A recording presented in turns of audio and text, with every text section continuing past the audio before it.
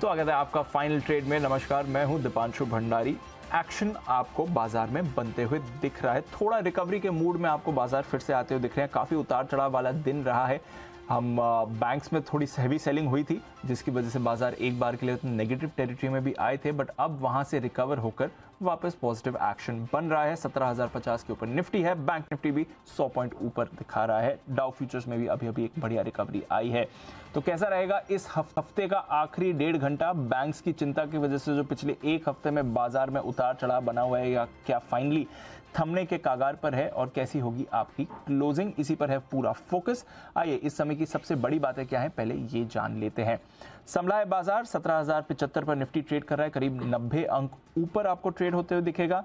Bank Nifty में भी आपको उठापटक काफी दिन दिख रही है। अब 39,200 पर बैंक निफ्टी आए। निचले स्तरों से बैंक निफ्टी में आपको बढ़िया रिकवरी दिखी है, बट आज सुबह से हम देख रहे हैं आईटी सेक्टर की लीडरशिप रही है। टीसीएस में भी अब आप देख रहे हैं रिवर्सल होकर अच्छी टेरिटरी में आ गया है। बाकी आईटी स्टॉक्स ऑफ कोर्स सुबह से ही दमदार एक्शन में है। रियल एस्टेट सेक्टर्स में मूव आ रही है। मेटल शेयरों का अच्छा योगदान है। चुनिंदा पीएसयू शेयर्स भी अच्छे एक्शन में है, और ब्रॉडर मार्केट्स छोटे मझोले शेयर्स में भी अच्छी खासी खरीदारी हो रही है। एफएमसीजी और ऑटो, यहां पर आपको दबाव दिखेगा। पीएसयू बैंक्स, फार्मा और फाइनेंशियल शेयर्स में भी आपको कमजोरी दिखेगी। अमेरिकी फ्यूचर्स इस समय मोमेंटम में आ रहे हैं। 80 पॉइंट ऊपर है डाउ फ्यूचर्स, सुबह की सुस्ती नकारते हुए। नैस्डैक फ्यूचर्स में खरीदारी आई है। यूरोप के बाजारों में भी 1% तक की तेजी दिख रही है। तो ग्लोबल संकेत ठीक ठाक हैं, सुबह से ही थोड़े सपोर्टिव हैं। आज रुपया भी आपको 23 पैसे मजबूत दिख रहा है। अब देखना यही है कि आखिरी 1.5 घंटे में बाजार अपना मोमेंटम गिव अप करते हैं, या फिर आपको एक पॉजिटिव क्लोजिंग मिलेगी। 80 पॉइंट ऊपर दोनों निफ्टी और बैंक निफ्टी फिलहाल बने हुए हैं। हमारे सारे एक्सपर्ट्स भी जुड़ने के लिए हैं तैयार, और अनिल जी भी आपको बताएंगे बाजार पर उनका व्यू, और फिर थोड़ी देर में उनकी स्ट्रैटेजी भी लेंगे। आइए उससे पहले एक बार इस समय की जो बड़ी बातें हैं, खबरें हैं, वो जान लेते हैं, और साथ ही आने वाले दिनों के लिए ट्रिगर्स। कुशल, अरमान दोनों हैं तैयार। कुशल, गुड आफ्टरनून, बताएं इंपॉर्टेंट ट्रिगर्स कौन से हैं बाजार के लिए? गुड आफ्टरनून दीप। इंपॉर्टेंट ट्रिगर्स में जीएमआर एयरपोर्ट इंफ्रा फोकस में रहेगा, क्योंकि यहाँ पर बोर्ड बैठक होने वाली है फंड जुटाने को लेकर। साथ ही शेयर इंडिया सिक्योरिटीज, इसका राइट्स इशू आज बंद हो जाएगा। यही नहीं, काफ़ी सारी बीएससी इंडाइसेस में बदलाव होने वाले हैं आज की क्लोजिंग के बाद। BSc mid cap, small cap, mid cap select index, ये काफ़ी सारे इंडाइसेस हैं जहाँ पर ये बदलाव किए जाएंगे। साथ ही भारत 22 ETF ये भी पोस्ट क्लोजिंग एप्लीकेबल होगा, जिसके अंतर्गत ITC, NTPC, Axis Bank, LNT और साथ ही एसबीआई, यहाँ से लगभग 950 करोड़ रुपए निकलते हुए दिखेंगे। हालांकि ओएनजीसी, एनटीपीसी, पावर ग्रिड, ये सब स्टॉक्स पर भी आपको फोकस रखना है। साथ ही FTSE semi annual index review ये एप्लीकेबल होगा आज की क्लोजिंग से। बड़े बदलाव जो है वो ग्लोबल लार्ज कैप इंडेक्स में होते हुए दिखेंगे। कैबिनेट सीसीए की टेंटेटिव बैठक आज होने वाली है शाम को 6:30 बजे, तो उस पर नजर रखिए। साथ ही यूरोप का फरवरी महीने का सीपीआई आंकड़ा भी आपके सामने आएगा। फरवरी महीने का इंडस्ट्रियल प्रोडक्शन डेटा यूएस का, और मार्च का भी कंज्यूमर एक्सपेक्टेशंस डेटा पर भी आपको नजर रखनी है। 18 मार्च कल के दिन में गोदावरी पावर एंड इस्पात की बोर्ड बैठक है शेयर बायबैक को लेकर, तो फाइनल डिसीजन और रिएक्शन आपको सोमवार को यहां पर देखने को मिलेगा। जहां तक 20 मार्च सोमवार का सवाल है, द्वारिकेश शुगर, यहाँ पर अंतरिम डिविडेंड पर कंपनी की बोर्ड बैठक है। साथ ही 90 दिनों का आईपीओ जो लॉक इन है वो खत्म होता हुआ दिखेगा 3 कंपनियों में, सुला वाइनयार्ड्स, अबांस होल्डिंग और लैंडमार्क कार्स। आईपीओ के लिहाज से उदय शिव कुमार इंफ्रा, यहाँ पर इसका आईपीओ खुलेगा सोमवार को। 23 तारीख तक ये आईपीओ खुला रहेगा। हालांकि इशू साइज छोटा है, 66 करोड़ रुपए का। ग्लोबल सर्विसेज का आईपीओ अलॉटमेंट भी होने वाला है। हिंदुस्तान एरोनॉटिक्स के अंतरिम डिविडेंड की एक्स डेट भी मंडे को ही है, तो इस वजह से ये सारे के सारे स्टॉक्स और जितने भी ग्लोबल इवेंट्स हैं पिछले आगे 3 दिनों के लिए फोकस में रहेंगे। कुछ ज़्यादा ही एक्शन है ट्रिगर्स के लिहाज से अगर आप देखें। चलिए, ये है आपके लिए इंपॉर्टेंट ट्रिगर्स जहाँ पर है नजर। अरमान, गुड आफ्टरनून, बताएं आज की खबरें कौन सी हैं? जी, खबरों में सबसे पहले अगर आप बात करेंगे टीसीएस, इन्फोसिस, यहाँ पर ध्यान रखना है, क्योंकि राउटर्स के हवाले से जो खबर आती हुई दिखी है, जेपी मॉर्गन का अनुमान है कि जो यूएस रीजनल बैंक है उसमें टीसीएस और इन्फोसिस, इनका जो है एक्सपोजर सबसे ज्यादा है। स्टील कंपनीज पर भी आपको ध्यान रखना है, क्योंकि स्टील मंत्री का जो है बयान आया है, जिसमें उन्होंने कहा है 27 कंपनियों के साथ एमओयू पर हस्ताक्षर हुए हैं, जिसमें आप Tata steel, JSW steel, Jindal steel और उनके साथ एमओयू हुए हैं। और आज का अगर आप पीएलआई एमओयू में लगभग 30,000 करोड़ जो है कैपेक्स का प्लान है। बीएल, यहाँ पर 0.6 का जो इंटरिम डिविडेंड है उसका ऐलान किया गया है। गेल, शेल इंडिया के साथ इन्होंने करार किया है। एनर्जी के क्षेत्र में अवसरों को तलाशने के लिए जो है ये करार किया गया है। यूनिकेम लैब, यहाँ पर यूएसएफडीए से एक जेनरिक दवा की जो है अर्जी उनको मंजूरी मिलती हुई दिखी है, और दिल से जुड़ी जो बीमारियां हैं उसके लिए जो है मंजूरी मिलती हुई दिखी है। भारतीय एयरटेल यहाँ पर 5G ग्राहकों के लिए अनलिमिटेड डेटा ऑफर जो है वो लॉन्च कर रहे हैं। GR इंफ्रा पर भी ध्यान रखिएगा, क्योंकि लगभग 590 करोड़ के टनल प्रोजेक्ट के लिए वो L1 बिडर घोषित हुए हैं। और ब्लॉक डील्स की बात करें तो ITC 10 लाख, गेल वहां पर भी 10 लाख और HDFC बैंक 11 लाख शेयरों के कई सौदे किए गए हैं। ओके, तो ये है आपके लिए सारी की सारी खबरें, बल्क डील्स और बाजार का एक्शन इस समय। अच्छी बात है, पॉजिटिव टेरिटरी में फिर से लौटे हैं आखिरी 1.5 घंटे के लिए। सवाल यही है कि क्या इन लेवल्स के ऊपर क्लोजिंग होगी या नहीं। अनिल जी भी हैं हमारे साथ तैयार। Good afternoon sir. एक बार के लिए तो नेगेटिव टेरिटरी में भी आ गए थे। सुबह हम बात भी कर रहे थे कि जो स्ट्रेंथ दिखनी चाहिए थी एक अच्छे गैप अप, अच्छी खबर के बाद, अच्छी ग्लोबल रैली के बाद, वो हमारी स्क्रीन में नहीं दिख रही थी। डिप भी आया, डिप से रिकवर हो रहा है। 950 से 16,950 से आज निफ्टी रिकवर हुआ है सर। दो तरीके हैं। एक तो ये कि आप ये मन बना लो कि मैं बहुत मजबूत हिम्मत वाला आदमी और मुझे कोई कॉन्ट्रा कॉल लेने से डर नहीं लगता, तो जैसे बढ़ता हुआ कोई इंपॉर्टेंट लेवल के पास पहुंचेगा रुकावट का, वहाँ मैं बेच दूंगा, मुझे कोई फर्क नहीं पड़ता, मैं बेच सकता हूँ। या फिर नीचे कितना ही गिरता हुआ आया, नीचे आया, ऐसा लगे कि यार वापस खराब, इतना खराब, ये खराब और टूटेगा, मैं इंपॉर्टेंट सपोर्ट लेवल पे आएगा तो मैं लूंगा, मुझे नहीं। अगर वो गट्स हैं तो अच्छी बात है, नहीं है तो फिर एक मन दूसरा बना लो कि आपको क्या करना है इस मार्केट में, बाय ऑन डिप्स करना है या सेल ऑन राइज करना है। अगर आपने अपने दिमाग में क्लैरिटी है तो आपके इस मार्केट में पैसा बन जाएगा, क्योंकि ये मार्केट दोनों तरह के ट्रेडर्स को पैसा बनाने का मौका दे रहा है। जिसको सेल ऑन राइज करना है उसका भी पैसा बन रहा है, जिसको बाय ऑन डिप्स करना है उसका भी बन रहा है। एंट्री पॉइंट तो आप ही को डिसाइड करना पड़ेगा। मार्केट नहीं बोलेगा कि भाई अब मैं यहाँ बॉटम हो रहा हूँ, आप मुझे यहाँ ले लो, और यहाँ टॉप हो रहा हूँ, मुझे बेच दो। करेक्ट। सो आपको क्लियर कट पता है, पहला सपोर्ट आपका 17,050 के आसपास है, दूसरा 17,000, 16,950। आज तीनों सपोर्ट लेवल पर आ गया और वापस आप 17,100, 150 पे जा रहे हो। 150 पे वहाँ पे आपको हिम्मत करनी पड़ेगी, देखनी पड़ेगी कि यहाँ बेच देना चाहिए। हो सकता है 200, 225 आए तो आप और ऐड कीजिए। तो वही तरीके से आप ट्रेड करेंगे तो, लेकिन आपका मन क्लियर होना चाहिए कि मुझे किस स्ट्रेटेजी में जाना है। कॉन्ट्रा ट्रेड कर सकते हैं, वेल एंड गुड। ओके। और अगर आपको लगता है भाई नहीं ये इतनी वॉलेटिलिटी मेरे बस की बात नहीं है, एंजॉय करो, देखो ना क्या फर्क पड़ता है, किसी नहीं ट्रेड किया नहीं किया। लेकिन परफेक्ट मार्केट है ट्रेडर के लिए। ट्रेडर को ऐसा ही मार्केट चाहिए जहां आपको इंट्राडे मूवमेंट मिले। 50 पॉइंट में दिन भर निफ्टी घूम फिर के वहीं रह जाए तो करोगे क्या आप? ब्रोकर के लिए थोड़ी काम करना है आपको। Correct sir, right. 50 पॉइंट में पता चला 10-15 पॉइंट ऊपर के रह गए, 10 नीचे रह लिया और वहां से 10-20 पॉइंट में घूम फिर के पूरा दिन टाइम पास हो गया और आप कुछ कर नहीं पाए। सो ये परफेक्ट मार्केट है ट्रेडिंग के लिए। आपको डिसाइड करके मन बना के अपनी स्ट्रेटेजी करके उतरना है, सिंपल चीज है। और स्ट्रेटेजी है 17,000, 16,950 इस रेंज में आता है तो लीजिए।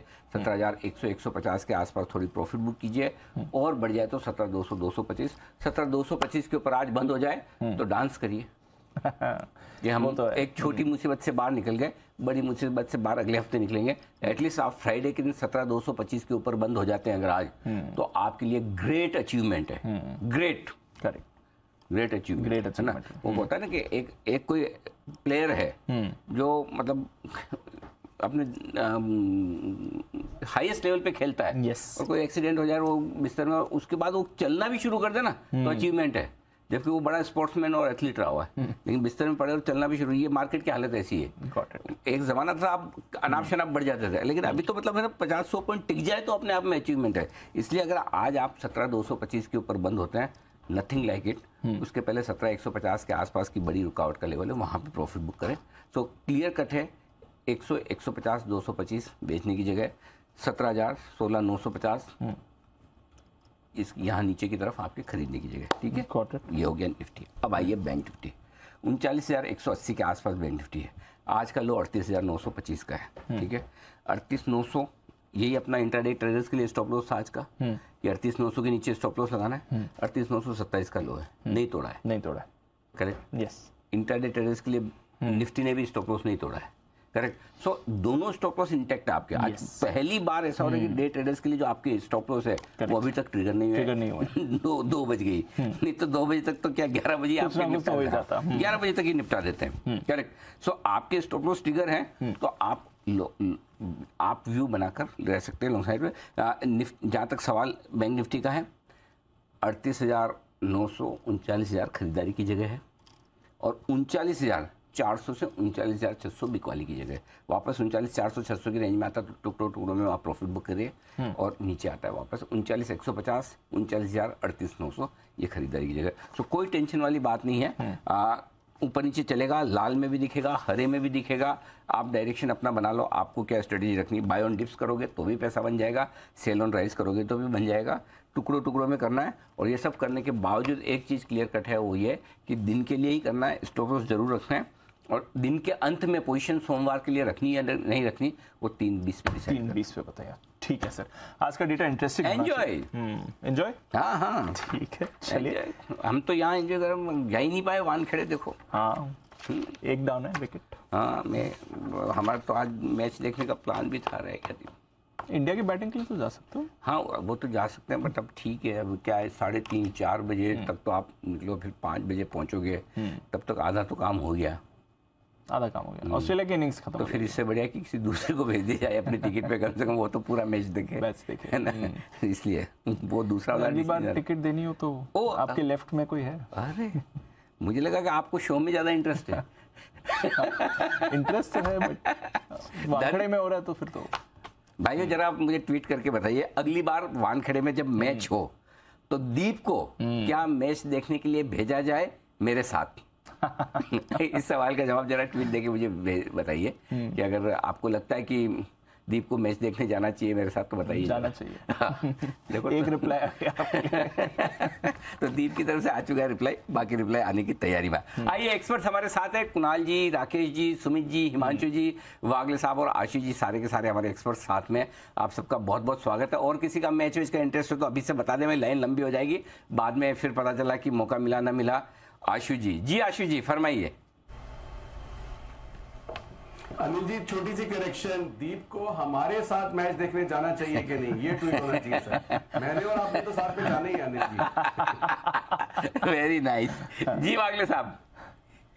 अनिल जी, आप यहाँ पर इतनी अच्छी बैटिंग करते हैं, उधर जाके क्या कर लेंगे? फील्डिंग।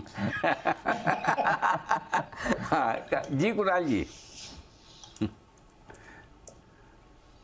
अनिल जी देखिए, दीप को बख्शिए। अनिल जी, दीप आपके साथ मैच देखने से बेटर है उसकी मैच मेकिंग के बारे में सोचिए। अनिल जी वहाँ चॉइस काफी मिलेगी। मैं इसलिए साथ में जा रहा हूँ, नहीं तो मुझे साथ में जाने की जरूरत नहीं थी। अच्छा, हमारे बंसल जी की विशेष टिप्पणी। जी बंसल जी। देखिए अनिल जी, दीप मैच देखने जाए कोई इशू नहीं अनिल जी। हमारा तो इशू अनिल जी, मार्केट के लोग ये ट्रैक कर रहे हैं कि आप तो अनिल जी ऑफिस छोड़ के, शो छोड़ के, मतलब कि टीवी का शो छोड़ के मैच देखने तो नहीं जा रहे। जब आप अनिल जी मार्केट छोड़ के कहीं छुट्टी पे गए, निफ्टी गिरा है, तो आप या तो खुद बता दीजिए, नहीं तो अनिल जी बाहर जासूस खड़े करने पड़ेंगे। हमारा इंटरेस्ट अनिल जी, मेरा इंटरेस्ट तो उसमें है कि आप मार्केट टीवी के शो छोड़ के मार्केट टाइप के अंदर मैच देखने तो नहीं जा रहे अनिल जी, उसी में दिक्कत है। जा रहे हो तो अनिल जी पहले सबको बता दीजिएगा। नहीं, मार्केट इतना बेरहम भी नहीं हो। तो मैं जब लंबी छुट्टी पे या मतलब जाता हूँ कहीं घूमने फिरने, तो जाके मार्केट खराब है। एक आध दिन में कोई फर्क नहीं। हाँ, वो तो अभी जैसे आज 1:30 बजे से मैच है, क्या 1 बजे 12:30 बजे निकल गए मॉर्निंग वाला शो करके, तो कर सकते हैं। एक्चुअली दीप जा सकते थे आप, जा सकता था। हाँ, दोपहर वाला शो 1.5-2 घंटे का तो मैं अकेले कर लेता था। थोड़ा बहुत जरूरत पड़ती तो आशीष जी का साथ ले लेते हैं, बुला लेते स्टूडियो में, हो सकता था, बट मिस कर दिया। मुझे पता नहीं था आपका इतना इंटरेस्ट है क्रिकेट में पहले। ओके। आइए, क्लोजिंग शो में शुरुआत करते हैं बिगुल के साथ। हिटमैन हिमांशु जी हैं तैयार।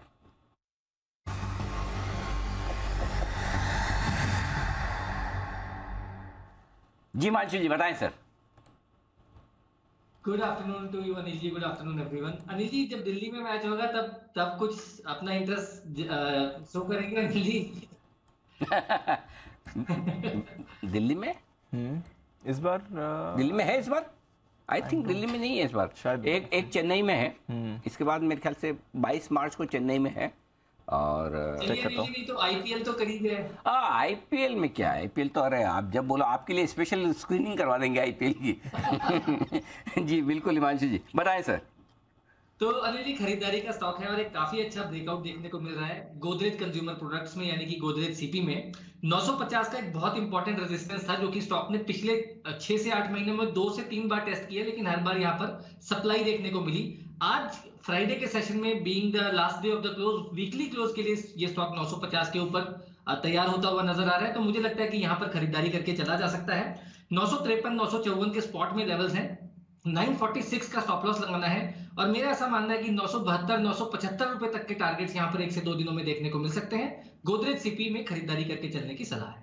ओके, गोदरेज सीपी है वो स्टॉक जहां खरीदारी करने की राय हिमांशु जी की तरफ से। आइए, तैयार है सुमित जी भी बिगुल के साथ, सुमित के सुपरहिट।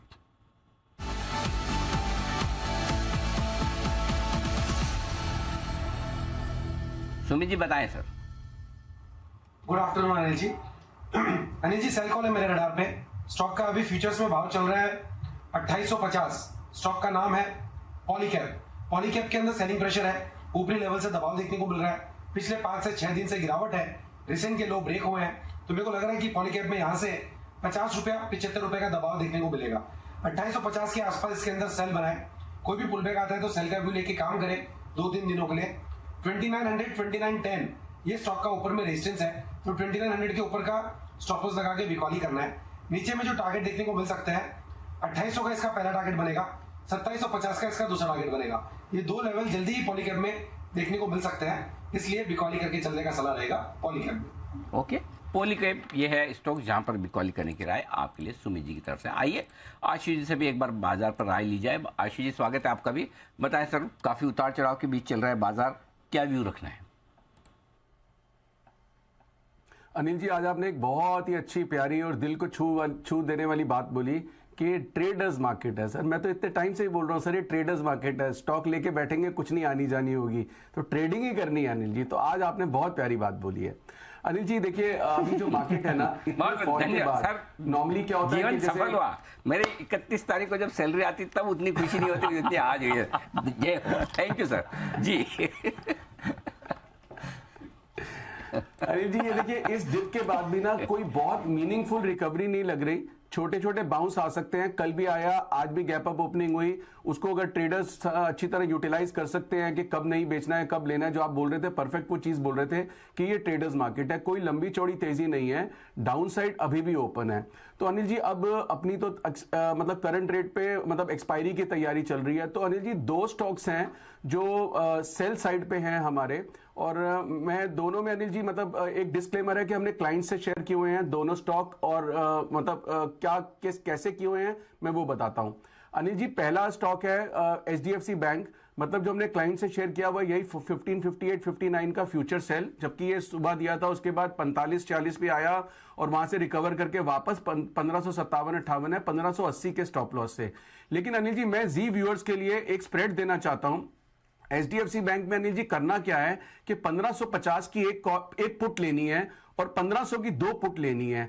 आज के बाद अनिल जी सैटरडे संडे आ जाएगा और 8 ट्रेडिंग सेशंस हैं। मुझे लगता है कि अनिल जी HDFC बैंक में पोटेंशियल है, मतलब बैंक निफ्टी में इतना दम अभी भी नहीं दिख रहा कि यहां से 40-50 रुपए का फॉल आ सकता है। लेकिन अनिल जी, जैसे आप कभी कभी कहते हैं नहीं आया तो अनिल जी 1550 की एक पुट लेनी है, 1500 की 2 पुट बेचनी है। इसकी कॉस्ट आएगी अनिल जी सिर्फ 3 या 4 रुपए।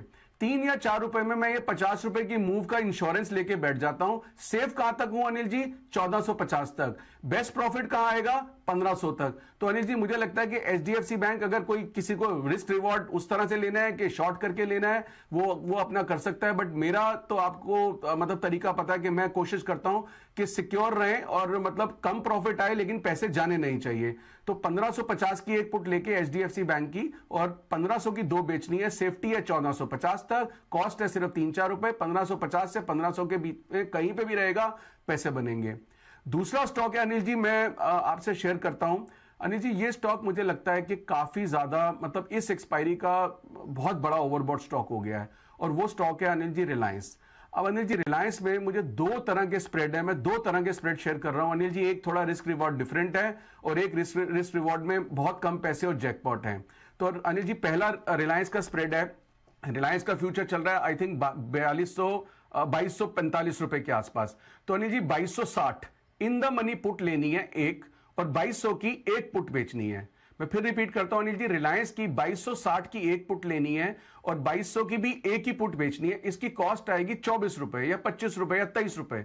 तो अनिल जी 25 रुपए या 24 रुपए का मतलब है कि मैं फ्यूचर शॉर्ट हो गया 35-36 रुपए में, और फ्यूचर 8-10 रुपए ऊपर चल रहा है। वर्स्ट केस में अनिल जी, अगर ये 2260 के ऊपर चला जाता है तो मतलब लास्ट तक भी वेट करके मैं 24 रुपए जाएंगे, और नीचे में अनिल जी क्योंकि 1:1 स्प्रेड है, कोई रिस्क नहीं है। ये बार बार अनिल जी एक दो बार 2220 पे जा चुका है और वहां से पलट चुका है। मुझे लगता है कि चांसेस बन रहे हैं कि अनिल जी इस बार ब्रीच कर जाएगा और 2170 तक जाने की क्षमता रखता है।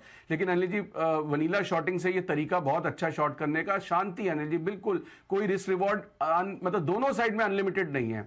लेकिन अनिल जी एक दूसरा स्प्रेड है, अगर रिलायंस में किसी और को अगर पंट करना है या जैकपॉट की लिए करना है तो अनिल जी 2200 की एक पुट लेनी है और 2140 की दो बेचनी है। ये अनिल जी 1:2 स्प्रेड है। 2200 की एक पुट लेनी है, 2140 की दो पुट बेचनी है। इस स्प्रेड में अनिल जी कॉस्ट आएगी या तो पैसे लगेंगे नहीं या ₹1।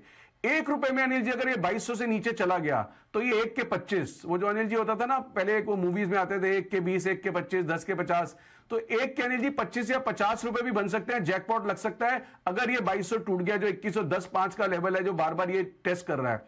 अनिल जी रिलायंस मतलब मैं लूंगा नहीं, क्योंकि ये बहुत टाइम बाद अनिल जी, बहुत महीनों के बाद ये अनिल जी बहुत ही ओवरबॉट स्टॉक हो गया है। और जो बहुत ओवरबॉट स्टॉक है Anil ji, it is only a matter of time, या तो मार्केट में कोई बहुत बड़ा रिवर्सल आ जाए और रिलायंस में आ जाए ऊपर ले जाए, but temporarily Anil ji Reliance weak लग रहा है। ओके, तो रिलायंस में वीक लग रहा है तो दो स्ट्रेटजी है, या तो आप 2260 का एक पुट ऑप्शन खरीदें और दो पुट ऑप्शन बेचे 2200 के, एक स्ट्रेटजी तो ये होगी। और दूसरी स्ट्रेटजी आप नहीं अनिल जी 2260 2200 1:1। अच्छा एक ही करना है, ठीक है। आप अरे कोई दिक्कत नहीं सर, एक गलती हो एक अनिल जी नीचे का तो आपको पता है बहुत डर लगता है। अरे सर गलती हो गई, एक ही बस। हाँ एक जनरली क्या आप 2-4 बेच देते हो ना एक साथ, इसलिए मैंने कहा कि एक तो आप क्या बेचेंगे, आपके लेवल से नीचे है। ओके तो चलिए, तो एक पुट खरीदा है, 2-4 कॉले बिकवा लो, उसमें कोई डर नहीं लगता, पुट से डर लगता है। चलिए ठीक है, आपका डर ही चेक कर रहा था मैं, अभी भी डर रहे हैं ना, बस ठीक है। तो चलिए 2260 का एक पुट खरीदे, 2200 का एक बेचे, ₹26 की कॉस्ट में काम हो जाएगा। दूसरा तरीका है 2200 का एक पुट खरीदें और 2140 के दो। भाई साहब यहाँ तो आप दो बेच रहे हो, यहाँ तो आपको डर नहीं लग रहा? अनिल जी वो 20,080 तक सेफ है, इतना तो आप मुझे पता है अनिल जी, आप आके बचा लोगे रिलायंस को। ठीक है चलो, तो वहां में बचा लो, चलो ठीक है। मेरे ऊपर अगर आप डिपेंडेंट हो तो बचे रहोगे, चिंता ही मत करो। बचना तो वैसे उनकी किस्मत में लिखा है, मैं ही क्रेडिट ले लूं। बराबर। अच्छा बाय द वे, ये कहाँ से जो आशीष जी भी बोल रहे थे, जरा सब अपने अपने सामान्य ज्ञान को टटोले, सारे एक्सपर्ट जरा स्क्रीन पर ध्यान दें। ये 1 का 10, 1 का 20, 1 का 15 भी बोले ना जो हो जाता है, ये कहाँ से आया? ये इस नॉलेज का सोर्स, एनीवन, एनी गेसेस? जी बंसल जी। अनिल जी वो एक जमाने में वो जब ऑनलाइन बुकिंग नहीं होती थी मूवी टिकट की, जब वो गिरफ्तार और दूसरी मूवीज आती थी, ना तो पिक्चर हॉल के बाहर अनिल जी ऐसी टिकट बिकती थी। नहीं वो तो ब्लैक में होता था, रंगीला पिक्चर में आमिर खान ने भेजी। हाँ। वो छोड़ो, वो नहीं, और इररिलेवेंट। दूसरा बताओ।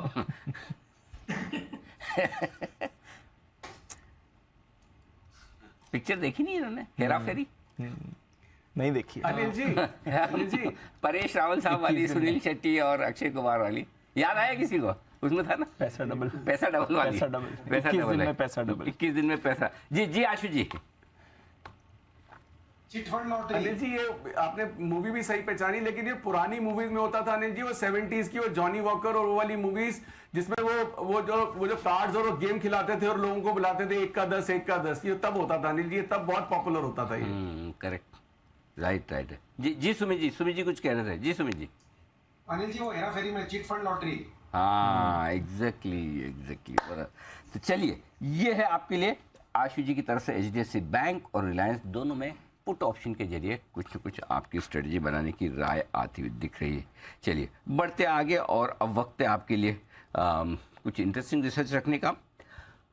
आज बाजार बंद होने के बाद फुट्सी और भारत 22, ये दोनों ही भारत 22 ETF और फुट्सी दोनों की रीबैलेंसिंग लागू होने वाली। इस रीबैलेंसिंग का असर किन किन शेयरों पर पड़ने वाला है, इसकी डिटेल्स हैं वरुण के पास। वरुण जी बताइए। अनिल जी, जो बदलाव हो रहे हैं बेसिकली वो फुट्सी में रीबैलेंसिंग, भारत 22 ETF और BSE में भी मिड कैप, स्मॉल कैप्स या फिर जो भी लिस्ट होती है उनमें काफ़ी सारे चेंजेस होने वाले हैं। और ये सब के सब चेंजेस जो है वो आज के क्लोजिंग यानी कि मंडे के ओपनिंग से लागू हो जाएंगे। सबसे पहले फुट्सी में आपको अगर बताओ तो यहाँ पे large cap, mid cap, small cap index, इन सब में बदलाव होने वाले हैं। खासकर जो ऑल वर्ल्ड इंडेक्स है इसमें बदलाव होने वाले हैं। ये रीबैलेंसिंग के चलते करीब 38 से 50 करोड़ डॉलर के आसपास के इन्फ्लोज जो है वो आ सकते हैं नेट लिहाज से। अगर आप देखेंगे तो ऑल वर्ल्ड इंडेक्स में APL Apollo, IDBI bank, Indian bank, Kotak Mahindra bank, Patanjali, ये तमाम वो काउंटर से शामिल होने वाले हैं। ऑल वर्ल्ड इंडेक्स में से जिलेट और एरिस लाइफ जो है वो बाहर होने वाला है। भारत 22 ETF में जो बदलाव हो रहे हैं उसमें बेसिकली अगर आप देखेंगे तो ज़्यादातर वेटेज चेंज है, और ITC, NTPC इन सब के वेटेज चेंज होने वाले हैं। ONGC, पावर ग्रिड, कोल इंडिया, ये तमाम जो कंपनियां हैं जिनके वेटेज चेंज होने वाले हैं। लिस्ट काफ़ी लंबी है जिनमें बदलाव होने वाले हैं। इसके लिए कुछ चुनिंदा स्टॉक जो है मैं लेके आया हूँ। सबसे पहले जहाँ पे FTSE में बदलाव हो रहे हैं या फिर भारत 22 में ETF में वेटेज बढ़ रहा है, उनके चलते जिन स्टॉक्स को इम्पैक्ट हो रहा है उसमें सबसे पहले कोटक महिंद्रा बैंक है, और माना जा रहा है करीब 640 करोड़ के आसपास के इन्फ्लो इसमें आ सकते हैं। इसके अलावा हालांकि कोटक के लिए काफ़ी छोटा अमाउंट है लेकिन फिर भी 650 करोड़ आ सकते हैं। APL Apollo, supreme industries, delivery, ये कुछ ऐसे मिड कैप स्टॉक्स हैं जिनमें 300 से 450 करोड़ के आसपास के इन्फ्लोज आ सकते हैं। NTPC, पतंजलि अगर आप देखेंगे तो 230 करोड़ के इन्फ्लोज यहाँ आ सकते हैं। सोलर इंडस्ट्रीज जैसे छोटे मजे स्टॉक जो है वहाँ पे इन्फ्लोज आने का अनुमान लगाया जा रहा है। आउटफ्लोज कहाँ हो सकते हैं तो दिग्गज रिलायंस करीब 790 करोड़ के आसपास के आउटफ्लोज इस काउंटर में हो सकते हैं। ITC 556 करोड़ 67 करोड़ माफ़ कीजिएगा। इन्फोसिस 213 करोड़ के आसपास, ये तो हैवी वेट्स है, इनके लिए अमाउंट काफ़ी मामूली है। लेकिन जिलेट और एरिस में आप देखिए करीब 70 से 140 करोड़ के आसपास के आउटफ्लोज जो है वो इनमें हो सकते हैं। और इसके आप देख भी रहे कि काफ़ी लिस्ट और भी काफ़ी लंबी है। इसके लिए काफ़ी सारे मिड कैप स्टॉक जो है उनमें सुबह से आपको काफ़ी हरकत देखने मिल रही है, और हो सकता है कि एंड होते होते काफ़ी सारे स्टॉक्स में आपको और भी हरकत देखने मिले। तो 3 बदलाव है, FTSE रीबैलेंसिंग, भारत 22 ETF और BSE के कुछ इंडाइसेस में बदलाव हो रहे हैं। 3 भारत ETF, FTSE और निफ्टी में भी हो रहा है। निफ्टी नहीं, BSE के हाँ, specially small cap mid cap mid cap ही है वो, ज़्यादा लार्ज कैप है नहीं वहाँ पे। बट कोई एक स्टॉक, 2 स्टॉक जहाँ पर सबसे ज्यादा फोकस करना है इस समय? देखिए लार्ज कैप में तो 600-650 करोड़ कोई मायने रखता नहीं है। तो आप मिड कैप में APL अपोलो, सुप्रीम, डिलीवरी जैसे काउंटर्स जो है वहाँ पे नजर रखिएगा। पतंजलि, ये कुछ ऐसे स्टॉक्स है जहाँ पे आपको नजर रखना है। तो ये है आपके लिए FTSE, भारत बॉन्ड ETF और साथ ही कुछ BSE इंडस्ट्रीज की रीबैलेंसिंग आज ही हो रही है, तो वहाँ पर रखिए नज़र। कुछ mid cap stocks specially cash stocks में आप टुवर्ड्स एंड ऑफ ट्रेड बड़ा एक्शन बनते हुए देख सकते हैं। शुक्रिया वरुण ये सारी डिटेल्स हमारे साथ शेयर करने के लिए। बैंक निफ्टी फिर से नेगेटिव टेरिटरी में आ गया, फिर नेगेटिव टेरिटरी में आ गया और निफ्टी को भी ड्रैग कर रहा है ये। बाकी सब होल्ड आउट कर रहे हैं सर, बैंक निफ्टी है जो इस समय कुल्हाड़ी मार रहा है सर। आशु जी का कुछ तो फर्क पड़ना चाहिए ना, ऐसा थोड़ी आशु जी आए और बोले तो कुछ ऐसा 2 पुट दिया, रिलायंस दे रहे हैं, HDFC बैंक दे रहे हैं, तो फिर कुछ तो असर आना चाहिए। कुछ तो असर आना चाहिए, बिल्कुल। और वो असर आपको स्क्रीन पर आते हुए दिख रहा है। एक स्टॉक है M&M। आशु जी खंडन करना चाहते हैं इस तरह के अफवाहों का। जी आशु जी कैटेगोरिकली खंडन कर रहे हैं या कि मेरा इससे कोई लेन देना नहीं है, मैं मार्केट स्पेकुलेशन पे कोई टिप्पणी नहीं करना चाहता। हाँ बिल्कुल Anil ji, ditto copy paste जो आपने कहा, बिल्कुल मेरा अनिल जी कोई लेना देना नहीं है, मेरा कोई लेना देना नहीं है मंदी से अनिल जी। हाँ। लेकिन मैंने आपको बोला ट्रेडर्स मार्केट है, ऊपर हाँ। नीचे है, नॉइज रहेगी, 16,900, 17,100 और स्टॉक्स में कोई इंटरेस्ट नहीं है अनिल जी लेने का। अभी भी मेरा स्टैंड बिल्कुल क्लियर है, मुझे कोई स्टॉक में इंटरेस्ट नहीं है अभी भी। आशु जी को बोलने का बहाना चाहिए बस खाली, कहता है कि वापस से वही वाली बात कैसे रख दे हुए। अच्छा भाई आशु जी मैं बता दूं, हम भी जर्नलिस्ट हैं और जब हम कंपनी को लिखते हैं किसी खबर के बारे में कि आप इस कंपनी का एक्विजिशन करने जा रहे हो, तो अगर कंपनी नहीं कर रही होती, खबर गलत होती तो वो एकदम पुरजोर खंडन है, ये सब बकवास है, फालतू है, इनका कोई लेना नहीं, कोई सच्चाई नहीं है, फैक्चुअली इनकरेक्ट है, मतलब ऐसा सब बढ़िया सा अच्छा, मतलब सभ्य भाषा में गालियाँ लिख देते हैं वो। और जिनकी बातचीत चल रही हो तो वो बोले as a organisation we are open to all this things, हमारी बातें किसी से भी चल सकती है, कभी हम हमेशा मौके ढूंढते हैं, तो हम समझ जाते हैं कि इसका मतलब चल रहा है मामला, खुल के तो बोल नहीं सकते। तो इसलिए अब आप जो बोल रहे हो मैं हम समझ गए कि भले ही आप मना कर रहे हो कि मेरा कोई लेन देना नहीं है, कुछ तो लेकिन है कनेक्शन तो ऐसे ही आता है। हाँ कुणाल जी, ऐसा हम जो सोच रहे हैं ठीक है, अगर हमारी सोच में कहीं गलत हो, परिवर्तन करना हो तो जरा बताएं। नहीं अनिल जी देखिए, आपकी सोच बिल्कुल सही है अनिल जी, और मैं पूरी तरह सहमत हूं आपसे। अनिल जी बिना आग के धुआं नहीं उठता है, तो अनिल जी कुछ ना कुछ आग तो कहीं ना कहीं लगी होती है। बिल्कुल ठीक बात है। तो चलिए आइए अब इस आग को थोड़ा बुझाने की कोशिश करते हैं, थोड़ा इसमें तेजी का ठंडा ठंडा वाला पानी डालते हैं।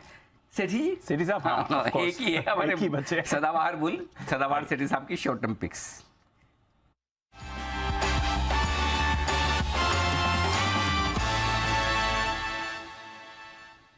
सेठी साहब बहुत बहुत स्वागत है आपका। सबसे पहले तो सर बधाई स्वीकार करें खराब बाजार में भी कल का आपका टेक्नो इलेक्ट्रिक मैं सुबह देख रहा था, अभी तो पता नहीं क्या चल रहा है, लेकिन सुबह मुझे अच्छे मुंह में नजर आया था। दोपहर में एक बार मैंने नजर डाले, जरा एक बार टेक्नो इलेक्ट्रिक लेकर आइए मेरे सामने। कल की रिकमेंडेशन देख लूँ सेठी साहब ने किस लेवल पे दी थी। 300 हाँ थोड़ा बराबर है, मजबूती के साथ ट्रेड करता। हाँ 325 के आसपास। बताएं सर, पहले तो अपडेट भी दें और साथ ही आज की पिक्स भी। Good afternoon Anil ji, good afternoon Deepanshu. बिल्कुल अनिल जी, कल टेक्नो इलेक्ट्रिक रिकमेंड किया था 325 के लेवल पे और 345 के टारगेट थे। अभी 339 340 के आसपास 339 पे ट्रेड कर रहा है। तो कल और आज में बाजार में ज्यादा कुछ हुआ नहीं है, बट ये स्टॉक करीबन 3-4% ऊपर है और अच्छा कर रहा है अनिल जी। बहुत ही बढ़िया। आज क्या इरादा है फिर अनिल जी? 2 स्टॉक्स है कैश मार्केट के वापस, जिनमें खरीदारी करने की सलाह है। पहला अनिल जी, आज का पहला स्टॉक है, कई बार पहले भी दे चुका हूं। स्टॉक का नाम है कंट्रोल प्रिंट्स। एक बहुत ही दमदार क्वालिटी की कंपनी है, मोनोपोली टाइप का बिजनेस है। एक कोडिंग और मार्किंग इक्विपमेंट बनाती है, जो बार कोडिंग के लिए काम आते हैं ना, जो इक्विपमेंट्स, वो सब बनाती है। दुनिया भर में 4 ही प्लेयर्स है और ये भारत का इकलौता प्लेयर है जिसका भारत में करीबन 18.5% का मार्केट शेयर है। 2 कंपनियों के साथ इनका टेक्निकल टाइप है। एक जर्मनी की कंपनी है, नाम प्रोनाउंस करना मुश्किल है उसका, और एक स्पेन की कंपनी है। इन दोनों के साथ टेक्निकल टाइप है और इन्होंने एक नीदरलैंड्स में भी एक मार्क प्रिंट नाम की कंपनी को एक्वायर किया है। मार्की क्लाइंट लिस्ट है, Godrej, HUL, ITC, Tata steel, Hindalco, इन सबको कैटर करती है। जबरदस्त फंडामेंटल्स है। दिसंबर क्वार्टर भी अच्छा था, 13 करोड़ का पैट था, जो पिछले साल दिसंबर क्वार्टर में सिर्फ 9 करोड़ का पैट था। अच्छे रिटर्न रेशियोज है, एक zero debt company. FIs, DIs भी अराउंड 16% ओन करते हैं, जिसमें SBI है, फिर बेरिंग PE है। तो मुझे लगता है ये स्टॉक यहाँ से अच्छा करना चाहिए। ये 480-81 इन लेवल्स पे खरीदने की सलाह है। 505 का शॉर्ट टर्म टारगेट है और 470 का स्टॉप लॉस रखना है। ओके, तो ये है आपके लिए राय पहले स्टॉक के तौर पर। कंट्रोल प्रिंट में 470 का स्टॉप लॉस, 505 का टारगेट। सेठी साहब बताएं सर दूसरी पिक। अनिल जी, आज का जो दूसरा स्टॉक है एक केमिकल स्टॉक है। स्टॉक का नाम है IG पेट्रोकेमिकल्स, जो अभी 420 के लेवल पे ट्रेड करता है। One of the largest manufacturers है थैलिक एनहाइड्राइड की और दुनिया की तीसरी सबसे बड़ी कंपनी है और दुनिया की one of the lowest cost producer है। भारत में ये डुओपोली का बिजनेस है। एक IG पेट्रो, दूसरी थिरुमलाई केमिकल है जो ये प्रोडक्ट बनाती है। और इस प्रोडक्ट का यूसेज होता है पेंट्स, प्लास्टिक्स, फिर डाइज, वाटर ट्रीटमेंट, पर्सनल और होम केयर, इन सब सेगमेंट में यूज होता है। और डेवलप्ड कंट्रीज में तो ये प्रोडक्ट रोड्स बनाने में भी यूज होता है। अगर वैसा कुछ भारत में होता तो जबरदस्त डिमांड हो जाएगी इस प्रोडक्ट की। बाकी इन्होंने एक कैपेसिटी एक्सपेंशन भी हाल ही में किया। तलोजा में इन्होंने एक नया एडवांस प्लास्टिसाइजर्स का प्लांट शुरू किया, कैपेसिटी बढ़ाई है वहां पे। फिर इस कंपनी के जो पिछली तिमाही के नतीजे थे, मतलब दिसंबर तिमाही के, वो थोड़े सबड्यूड थे बिकॉज अक्टूबर के महीने में यूएस ने इनके प्रोडक्ट्स पे 400% की इंपोर्ट ड्यूटी लगाई थी, बट वो दिसंबर में फिर विड्रॉ करके 0 कर दी है। तो अब उसका जो फायदा है, वापस से बहुत ही जबरदस्त अपटिक देखी जा रही है डिमांड में, इस क्वार्टर में देखने को मिलेगा।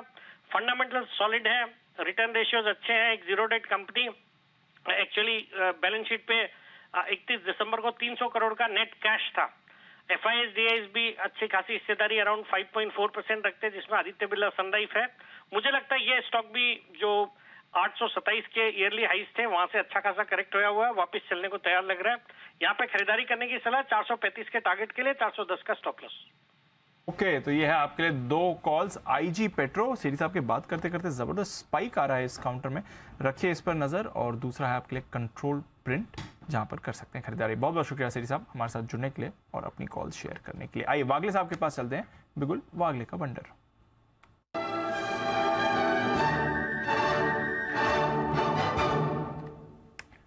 वागले साहब बताएं सर।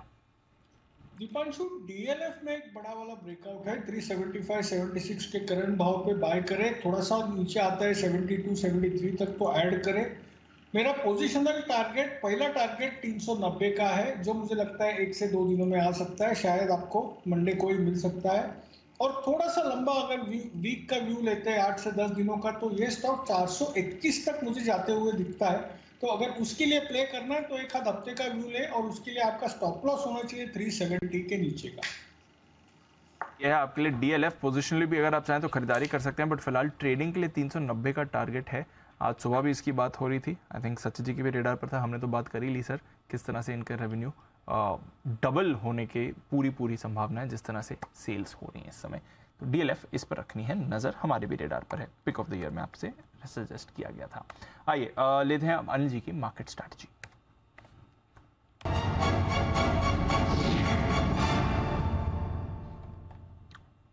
पचास अंक ऊपर है डाउ फ्यूचर्स अनिल जी, और करीब 20 अंक ऊपर नैस्डैक फ्यूचर्स हैं। यूरोप में 1% की तेजी, अच्छा मोमेंटम है। कच्चा तेल 75 पर है, रुपया 17 पैसे मजबूत है। बट हमारे बाजारों में वॉलेटिलिटी देखिए सर, अभी 5 मिनट पहले करीब 50 अंक नीचे था बैंक निफ्टी, अब 150 अंक ऊपर है। निफ्टी भी वापस 17,050 के ऊपर आ गया। 50 पॉइंट की मूव अभी निफ्टी में भी आती हुई दिख रही है। बहुत शार्प मूव्स हो रही हैं सर, बहुत छोटे रेंज में बहुत शार्प मूव्स इस समय हो रही हैं। जरा समझाइए क्या चल रहा है, जो एक साइन होता है। हाँ, जितनी वॉलेटिलिटी इंट्राडे हो, जितनी वॉलेटिलिटी सुबह ओपनिंग से क्लोजिंग में हो, जितनी वॉलेटिलिटी आज और कल में हो, वो मतलब एग्रेसिव बायर और एग्रेसिव सेलर दोनों साथ में होंगे तभी कहीं कहीं बेस फॉर्मेशन का काम होगा।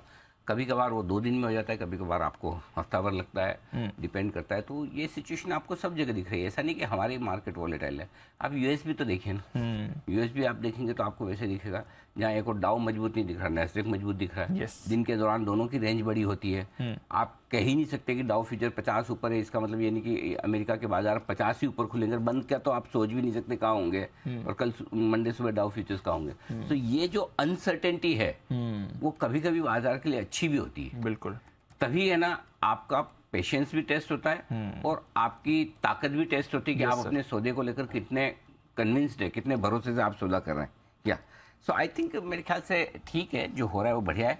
अपने सिंपल वही है जो 2 बजे कहा है, उसी को थोड़ा सा रिपीट करूंगा कि आप एक मन बना ले कि बाय ऑन डिप्स करना है या सेल ऑन राइज करना है, और दोनों स्ट्रेटेजी में पैसा बन सकता है अगर आप डिसिप्लिन के साथ करेंगे और टुकड़ों टुकड़ों में खरीदेंगे, टुकड़ों टुकड़ों में बेचेंगे, पहली चीज़। दूसरा ये कि अगर स्किल ट्रेडर्स है धड़ खट करिए 50-75 पॉइंट के निफ्टी के मुंह, 100-150 पॉइंट के बैंक निफ्टी के मुंह आप ऐसे चुटकियों में पकड़ लेते हैं, तो आप दोनों तरफ करिए, कौन रोकता है आपको। देखिए वापस एकदम 50 पॉइंट बढ़ गया निफ्टी बात करते बिल्कुल। तो ऐसा है, मतलब बात करते करते घट भी जाए, बात करते करते बढ़ भी जाए। आइए लेवल दे दूं आपको, 17,000 के नीचे आप बंद नहीं होंगे, ये कॉन्फिडेंस आप रख सकते हैं दीप। 5-15 पॉइंट इधर उधर होना एक अलग बात है, बट ब्रॉडली ऐसा दिख रहा है कि निफ्टी को 17,000 के नीचे बंद नहीं होना है। उसकी वजह यह है कि 17,000 के पुट पर हाईएस्ट ओपन इंटरेस्ट 83 लाख शेयरों का है। सिर्फ वही नहीं, बल्कि 17,000 की कॉल पर भी 80 लाख शेयर हैं। तो यानी कि पुट पर और कॉल पर बराबर का ओपन इंटरेस्ट है। तो 17,000 के नजदीक आने पर कॉल राइटर भी सोमवार के लिए अपनी पोजीशन खुली नहीं रखना चाहेगा, वो भी पोजीशन कम करेगा, तो वहां से भी आपको सपोर्ट मिल जाएगा। तो 17,000 आपके लिए क्लोजिंग बेसिस पे होल्ड होना चाहिए। हल्की फुल्की रुकावट की जगह 17,100 है, जहां 90 लाख शेयरों का ओपन इंटरेस्ट है। तो बेहतर तो यही है कि इसी रेंज में आप बंद हो जाएं दिन भर ट्रेड कर करा के।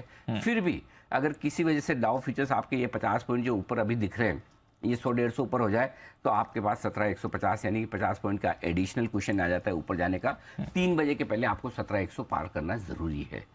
और अगर 3 बजे के पहले आप डाउ फ्यूचर्स को 50 नीचे 100 नीचे होते हुए देख लें और 17,000 को तोड़ दे तो 16,950 16,925 तक आज ही आप आ सकते हैं। यानी कि 17,000 17,100 आपके 2 गोल पोस्ट हो गए। गलती से बाहर निकले तो 50-50 पॉइंट एडिशनल दोनों तरफ गिन लीजिए। ये आपके लिए बचे हुए समय के लिए पूरा क्लियर कट आपके लिए साफ नजर आ रहा है। अब आइए बैंक की 39,000 इसके नीचे डबल सेंचुरी हो गई। क्या बात कर रहे हैं, 200 पॉइंट ऊपर, वंडरफुल। विकेट सेलिब्रेट कर रहे हैं बैंक। हाँ, अरे वाह, कौन गए? दूसरा विकेट अभी गया ऑस्ट्रेलिया का, स्मिथ साहब गया। बहुत ही बढ़िया है, अभी रिव्यू लॉस हुआ था फिर। अच्छा, चलिए बहुत बड़ी, तो प्रैक्टिस ही दे रहे थे। ओके 39,000 इसके नीचे आप बंद नहीं होंगे। हाईएस्ट ओपन इंटरेस्ट 39 लाख शेयरों का है। 39,500 के ऊपर भी बंद होना ऑलमोस्ट नामुमकिन लगता है। 37 लाख शेयरों का ओपन इंटरेस्ट वहां पर है। तो इस 500 पॉइंट की रेंज में आपका जहां मन करे वहां बंद हो जाइए, कोई दिक्कत नहीं है। तो इसी रेंज में आप रहेंगे। 39,125 से 39,400 की रेंज में बंद होने की पूरी संभावना। नीचे में 39,150 के नीचे बंद नहीं होंगे, ऊपर में 39,400 के ऊपर बंद होना थोड़ा मुश्किल लगेगा। 3 बजे तक अगर आप 39,500 को पार करके टिक जाते हैं तो 200 पॉइंट की जगह बनेगी। 3 बजे तक 39,000 के नीचे टिकते हैं तो 200 पॉइंट की जगह नीचे की तरफ है, जिसकी संभावना दोनों की कम है। बैंक निफ्टी तो पक्का ही रेंज में रहने को तैयार हो रहा है। अगर ब्रेकआउट देगा तो भी ऊपर की तरफ, नीचे की तरफ नहीं। ये तब डिपेंड करेगा जब निफ्टी 17,150 के आसपास पहुंचने की कोशिश करे। Got it.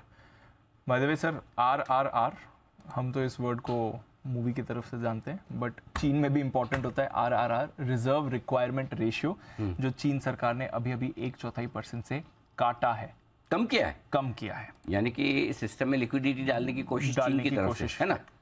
हालांकि कह रहे हैं, सेंट्रल बैंक का स्टेटमेंट है कि हमारी कोशिश रहेगी कि मार्केट को लिक्विडिटी से फ्लड नहीं किया जाए और prudent forceful monetary policy maintain करेंगे, बट फिर भी 1/4% 0.25% की कटौती रिजर्व रिक्वायरमेंट रेशियो में चाइना ने अभी अभी करी है। ये खबर आती है। तो थोड़े हमारे दर्शकों को बता दूं मैं कि इसका क्या मतलब है।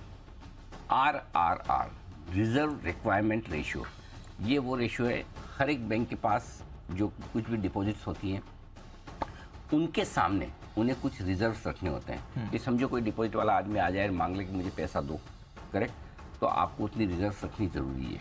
ठीक है, समझो आपके बैंक के पास में 100 रुपए की डिपॉजिट है, उस 100 रुपए की डिपॉजिट के सामने आप RRR में रखने हैं। अब समझिए बैंक को लगता है, वहाँ के सेंट्रल बैंक को लगता है कि सिस्टम में पैसा ज़्यादा जाना चाहिए, तो इस रेशियो में कटौती कर देते हैं। और अगर आपको लग रहा है 1/4% में क्या होता है, बहुत होता है, 1/4% में बिलियंस ऑफ डॉलर्स रिलीज हो जाते हैं। तो उतना पैसा सिस्टम में एडिशनल आ जाता है। अब आपको उतने पैसे कम रखने होंगे, तो सिस्टम में लिक्विडिटी आ जाती है। बैंकों के पास दूसरों को उधार देने के लिए पैसा ज़्यादा आ जाता है, और उधार देंगे तो नेचुरली ब्याज दरें भी नीचे होंगी और सिस्टम में पैसा भी ज़्यादा आएगा। जो हमारे यहाँ SLR और CRR होता है, स्टेचुरी लिक्विड रेशियो, और वहाँ का कैश रिजर्व, हाँ, तो और CRR कैश रिजर्व रेशियो है, उसी की तरह वहाँ का RRR है। तो चीन के सेंट्रल बैंक ने ये कोशिश की कि वहाँ के सिस्टम में लिक्विड। अब ये मजे की बात क्या है, ये तब हो रहा है जब दुनिया भर के सेंट्रल बैंक सिस्टम में से लिक्विडिटी निकाल रहे हैं, पैसा निकाल रहे हैं, क्योंकि महंगाई बढ़ी हुई, तो महंगाई को काबू में लाना। अब चीन में महंगाई है कि नहीं भगवान जाने, चीन वाले ही जाने। बाहर तो पता ही नहीं चलता वहाँ की महंगाई का क्या हाल है, करेक्ट, वहाँ की ग्रोथ, वहाँ की महंगाई वही जाने, पता भी नहीं चलता। तो इसलिए चीन ने ये बड़ा इंटरेस्टिंग कदम उठाया है, ब्लूमबर्ग के हवाले से खबर आई है, और इसका फायदा शायद मेटल शेयरों में आपको देखने को मिले, या क्योंकि अगर चीन में लिक्विडिटी बढ़ेगी, बैंकिंग सिस्टम में पैसा आएगा, कमोडिटीज़ की डिमांड और स्पेशली मेटल्स वगैरह की डिमांड बढ़ सकती है, तो इनडायरेक्ट बेनिफिट उनके लिए ये बनता है, ये ध्यान में रखिए। ये है आपके लिए पूरा का पूरा एक्शन। बिल्कुल। तो ये तो बात हो गई अपनी, हो गई निफ्टी बैंक निफ्टी दोनों हो गया, सब हो गया। चलिए तो फिर आगे बढ़ते हैं, फिर बढ़े और क्या। हाँ बिल्कुल, और आज के जो कुणाल जी राकेश जी के लिए भी, हाँ बिल्कुल, हाँ आइए चार्ट कॉर्नर।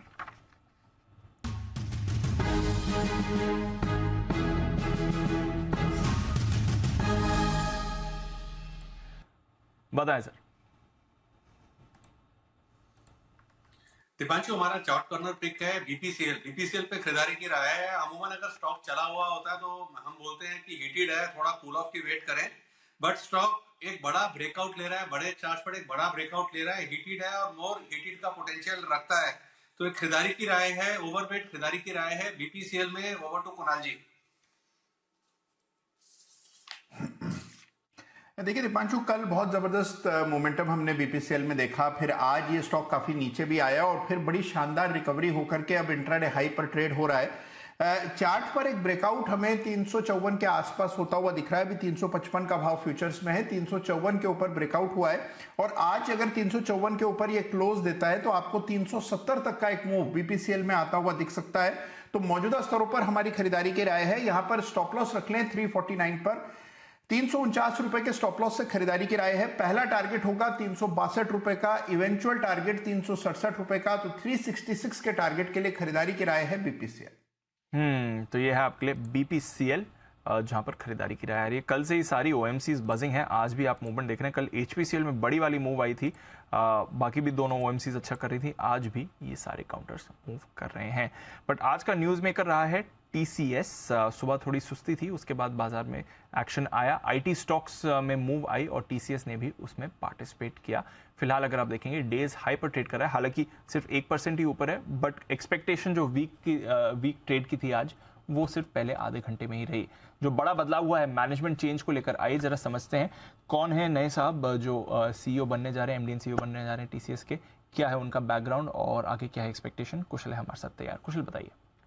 बिल्कुल दीप, आप देखिए यहाँ पर जो बड़ा मैनेजमेंट बदलाव हुआ है उसकी वजह से कहीं ना कहीं टीसीएस आज फोकस में रहा।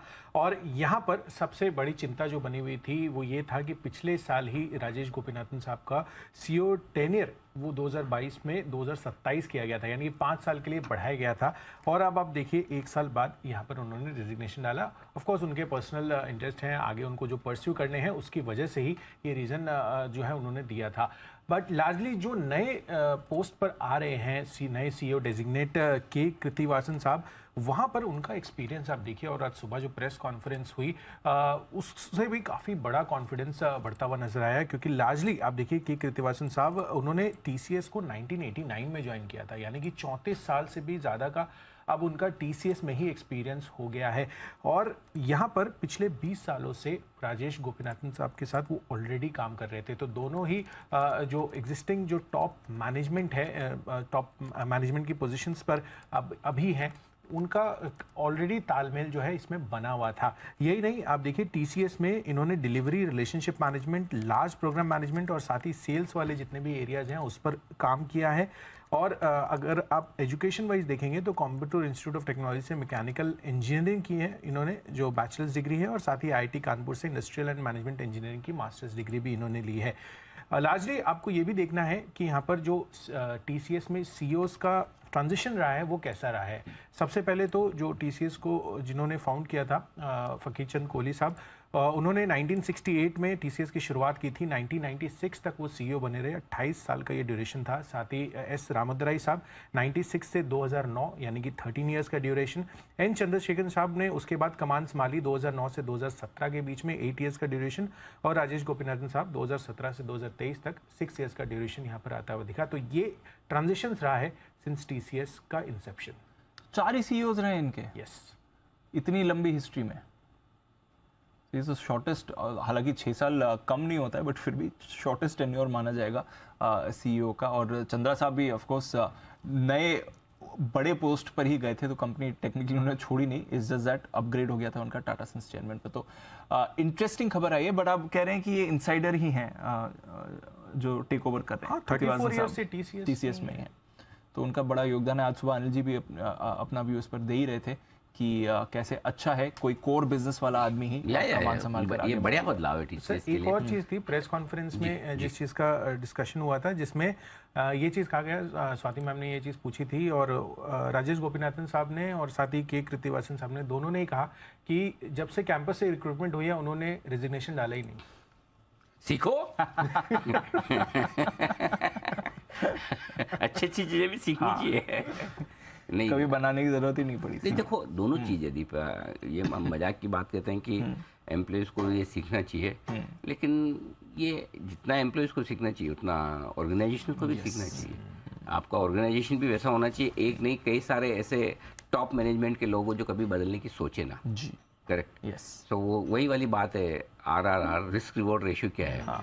जॉब छोड़ने के रिस्क, आगे सामने रिवॉर्ड, उन दोनों को मिलाकर एम्प्लॉय भी देखता है और उन्हीं को मिलाकर एम्प्लॉयर भी देखता है नेचुरली। क्या आपकी भी वो परफॉर्मेंस होनी चाहिए और कंपनी भी आपको उसी तरह से रिवॉर्ड करे। दोनों चीज़ों का तालमेल होता है, तब जाके ऐसी लंबी इनिंग्स खेलने को मिलती है। करेक्ट। कि आपको इंटरनली ग्रोथ के पूरे मौके मिलते हैं, आप फाइनेंशियली मजबूत होते हैं, ऑर्गेनाइजेशन आपका ध्यान रखता है, और at the same time organisation को वो सब कुछ मिलता है जो देश की नंबर 2 कंपनी बनने के लिए चाहिए। Yes sir. और इंटरनल लीडरशिप इसलिए बहुत इंपॉर्टेंट होती है किसी भी ऑर्गेनाइजेशन में। अगर आपको बार बार बाहर से लीडर लाना पड़े, नेचुरली बाहर वाला लीडर आएगा तो कुछ न कुछ तो थोड़े से मतलब हर लीडर के साथ थोड़े बदलाव होते ही हैं, होंगे मतलब कोई भी अगर लीडर बदलेगा तो अपने हिसाब से थोड़े बहुत तो चेंजेस करेंगे, लेकिन जितने चेंजेस बाहर वाला आकर करेगा उतना अंदर वाला उतने ही काफ़ी कम करेगा। इसलिए इंटरनल लीडरशिप का प्रमोशन किसी भी ऑर्गेनाइजेशन के लिए बहुत इंपॉर्टेंट होता है, जो टीसीएस से सीखने वाली बात है। वैसे भी टाटा ग्रुप तो देखिए एम्प्लॉयज़ के ध्यान रखने के लिए जाना माना जाता है, तो इसमें तो कोई डाउट ही नहीं है। बिल्कुल बढ़िया एम्प्लॉयर है और बढ़िया आपको एग्जाम्पल भी मिल रहा है लॉयल्टी का। सर मतलब 4 सीईओज रहे इतनी बड़ी कंपनीज के, इतने 1968 से रिटायर ही हुए हैं। कोहली साहब भी रिटायर, फिर रहे आपके चंद्रा सर तो चेयरमैन बन गए टाटा सन्स के, तो उनको तो बड़ी रेस्पॉन्सिबिलिटी लेनी थी। इफेक्टिवली पहले ही सीईओ जिन्होंने छोड़ा एक तरह से राजेश गोपीनाथन साहब पहले सीईओ हैं जिन्होंने छोड़ा है। चलिए, तो ये है आपके लिए बुरा खबर। आइए बढ़ते आगे, निफ्टी के निशानेबाज नितिन मुरारका से करते हैं मुलाकात।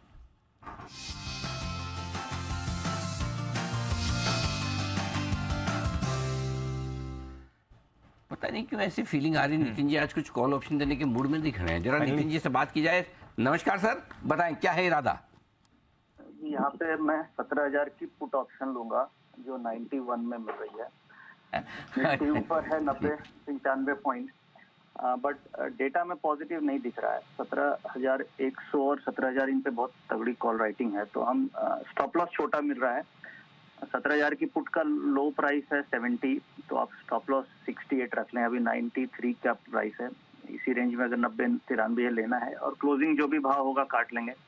फर्स्ट टारगेट 120 होगा, सेकंड टारगेट 130 होगा। 35-40 मिनट बाकी है, तो रिस्क रिवार्ड रेशियो के हिसाब से रेसिस्टेंस पे हम ट्रेंड के साथ पुट ले रहे हैं। ओके, तो 17,000 का in the money put option खरीदना है आपको। नहीं सॉरी, इन द मनी नहीं हुआ, 17,000 का पुट ऑप्शन खरीदना है निफ्टी का। 90 से 93 रुपए की रेंज में ये खरीदिए और 68 रुपए का स्टॉप लॉस और 120 और 130 के टारगेट के लिए राय नितिन जी की तरफ से पुट ऑप्शन में खरीदारी करने की। तो डेटा थोड़े से कमजोरी की तरफ बनते हुए दिख रहे हैं, ऐसा मानना है नितिन का। नितिन जी बहुत बहुत धन्यवाद। अच्छा, बैंक निफ्टी पे कोई व्यू है नितिन जी इस वक्त? ठीक है जी, बैंक निफ्टी पे भी बहुत ज्यादा स्ट्रेंथ नहीं दिख रही है। बैंकिंग के जितने भी स्टॉक्स हैं वो करीब करीब फ्लैट टू नेगेटिव हैं। एचडीएफसी बैंक, कोटक में थोड़ी पॉजिटिव है।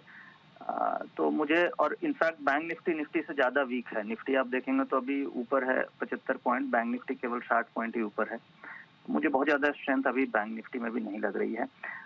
39,500 पे कॉल राइटिंग है, रेसिस्टेंस भी है। मुझे ऐसा लग रहा है कि क्लोजिंग होते होते 150-200 पॉइंट का फॉल आना चाहिए, यानी कि bank Nifty slightly negative side बंद हो सकती है।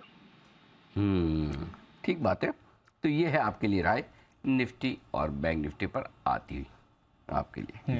चलिए, ये है आपके लिए नितिन जी की राय। 17,000 की पुट खरीदने की राय आ रही है। बहुत बहुत शुक्रिया नितिन जी जुड़ने के लिए और अपनी कॉल शेयर करने के लिए। एक दो काउंटर्स हैं जहां पर मूव आ रहा है, और मेटल्स में अनिल जी जो आपने कहा ये रिजर्व रिक्वायरमेंट रेशियो कट, पिछले 5 मिनट में देखिए कौन से स्टॉक्स में सबसे ज्यादा एक्शन आया। Hindustan Copper, Hindalco, Nalco, JSPL, Vedanta, SAIL, देख लो सारे स्टॉक्स ऊपर गए। सब में आपको स्पाइक आते हुए दिख रहा है सर।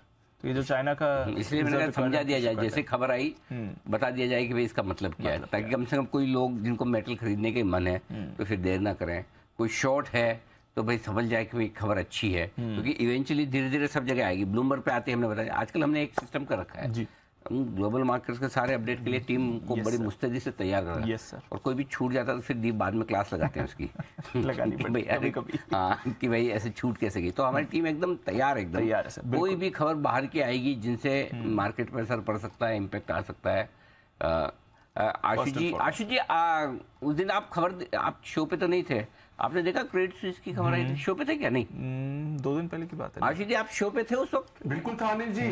और आप सोचिए कितनी समय से वो खबर क्रेडिट स्विस वाली जो हमने चले उसका करीबन 2:30 बजे के आसपास मेरे ख्याल से चली थी, राइट? और उसके बाद जो इम्पैक्ट आया, रात को डाउ 600 पॉइंट भी नीचे था। तो काफी मेरे ख्याल से ट्रेडर्स को फायदा हुआ होगा टाइम से पता चलने का, right sir? Yes Anil ji, बिल्कुल मैं वही शो पे था। और 15 मिनट में अनिल जी वो जो 250 पॉइंट बैंक निफ्टी निकल गया था जब से वो फ्लैश चालू हुए थे। तो जो फास्ट ट्रेडर्स हैं, जो बिल्कुल व्यूअर्स ट्रेडिंग मतलब टीवी देख के या कुछ ऐसी इंफॉर्मेशन पे करते हैं, it was a great saviour for all of them. इसलिए आप निश्चिंत रहें, कोई भी इंपॉर्टेंट खबर जो वाकई में मार्केट मूविंग, प्राइस इंपैक्टिंग हो सकती है, जिसका बाजार पर असर पड़ सकता है, भावों पर असर पड़ सकता है, जो आपके लिए जानना चाहिए। खबरें तो 50 आती है, आपके काम की और जो सही है वो चलाना और दिखाना भी जरूरी। तो वो काम जो है ना फिल्टर करने का, वो हमारी टीम कर लेती है। उनको पता है कौन सा वाला करना जरूरी है। ब्रजेश जी आए हमारे पास, कुछ इंटरेस्टिंग खबरें हमेशा की तरह लेके आए। अच्छा आशु जी पहले कुछ कहना चाहते, फिर मैं ब्रजेश जी के पास पहुंचूंगा। जी आशु जी।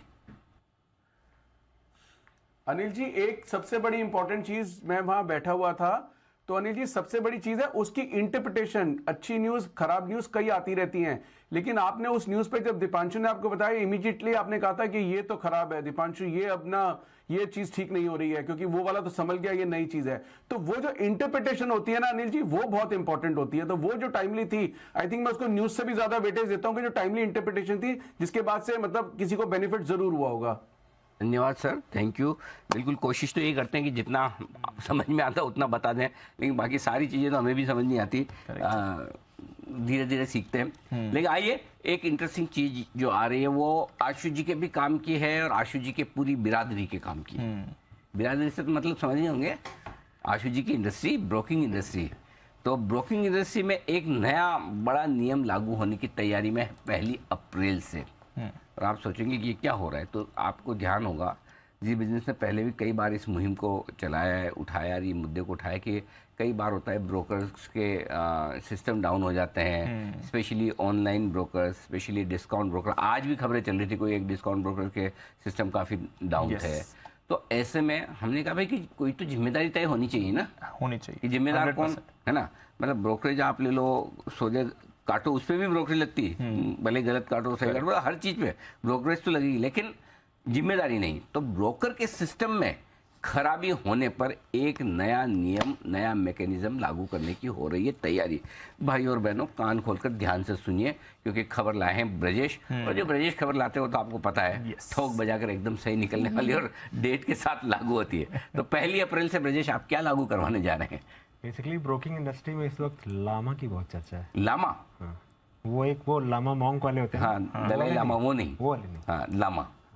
इसकी फुल फॉर्म क्या है? तो उस वाले को तो लोग पूजा करते हैं। हाँ, बिल्कुल। इस वाले से लोग थोड़े से घबराए हुए हैं। अच्छा। हाँ, बहुत हड़बड़ी है। अच्छा, क्या क्या है इसमें? लामा basically logging and monitoring mechanism. Okay. इसका मतलब ये हुआ कि जो एक्सचेंज का सिस्टम है और जो ब्रोकर का सिस्टम है, दोनों सिस्टम के बीच में ये एक तरह से कनेक्ट का काम करेगा, और ये इसकी टेस्टिंग पूरी करनी है 31 मार्च से पहले टेस्टिंग कर लेनी है। तो इसको लेकर एक्सचेंजेस ने इशू किया है सर्कुलर कि जो ब्रोकर्स हैं वो एक्सचेंज ने पहले ही API दे रखा है ब्रोकर्स को, और उनको 31 मार्च से पहले जो पूरी की पूरी जो ये टेस्टिंग है ये कर लेनी है, ताकि 1 अप्रैल से इसको लागू किया जा सके। अब इसमें ये होगा कि जैसे ही ब्रोकर के यहाँ पे कोई प्रॉब्लम होगी तो ब्रोकर के साथ साथ एक्सचेंज को भी एक अलर्ट जाने लगेगा कि इस ब्रोकर के यहाँ अभी जो ट्रेडिंग का पूरा चल रहा था वो वहाँ पर कहीं दिक्कत आ रही है। हालांकि अभी भी जो ऑर्डर पर सेकंड का सिस्टम है उससे भी जाना जा सकता है, लेकिन वो कई बार उतना ऑथेंटिक नहीं होता है कि आप सही सस्पिशन उसको मान सकें। लेकिन ये जो मैकेनिज्म आएगा लामा का जो इम्प्लीमेंट होगा, इससे तुरंत जो है ब्रोकर को भी पता लगेगा कि उसके सिस्टम में दिक्कत है कहीं पे, और एक्सचेंज को भी इसकी पूरी जानकारी हो पाएगी।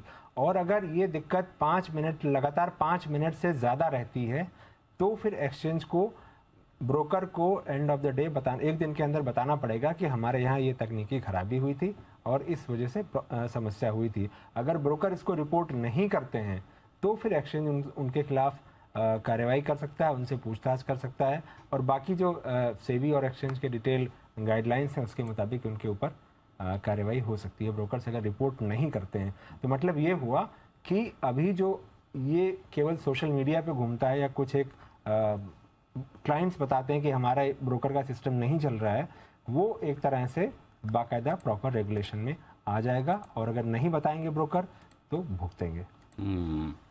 ऑनलाइन ट्रेडिंग वाले 25 बड़े ब्रोकरों पर ये नियम लागू होगा। बिल्कुल। और 31 मार्च तक, ये बस 31 मार्च, अभी टेस्टिंग करनी 10 दिन में? नहीं, लेकिन सर्कुलर देखिए, सेबी का सर्कुलर आ गया था पहले 25 नवंबर को, बाद में एक्सचेंज ने 16 दिसंबर को वापस किया था कि ये चीज़ें करनी है। अभी ये रिमाइंडर एक तरह से कहें, याद दिलाया जा रहा है कि ये हमने बनाकर API दे दिया है, आप सारी टेस्टिंग कर लीजिए वरना परेशानी में पड़ेंगे।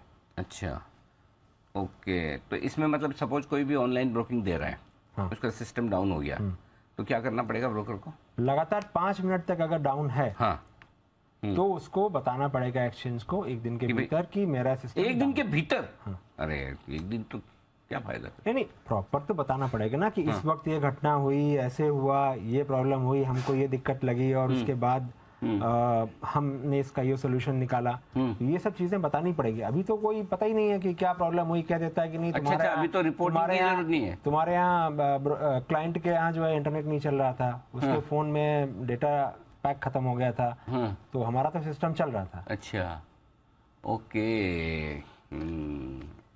इंटरेस्टिंग जरूरी तो है सर, इंटरेस्टिंग जरूरी तो। आशीष जी, कोई विशेष टिप्पणी आपकी इस पूरे मामले पर जो 1 अप्रैल से लागू होने जा रहा है उस पर? अनिल जी 1 अप्रैल से ऐसी चीजें लागू हो रही हैं और इतने दिनों से हो रही हैं अनिल जी, मतलब एज ए ब्रोकर बहुत ही ज्यादा परेशानियां बढ़ गई हैं, मतलब एंकर बन जाओ आप तो हैंडल करने में। तो अनिल जी मुझसे तो ना आपको एक बार एंकर बन के तो देखो, आपको लगेगा ब्रोकर की लाइफ बहुत आसान है, सच्ची कह रहा हूँ।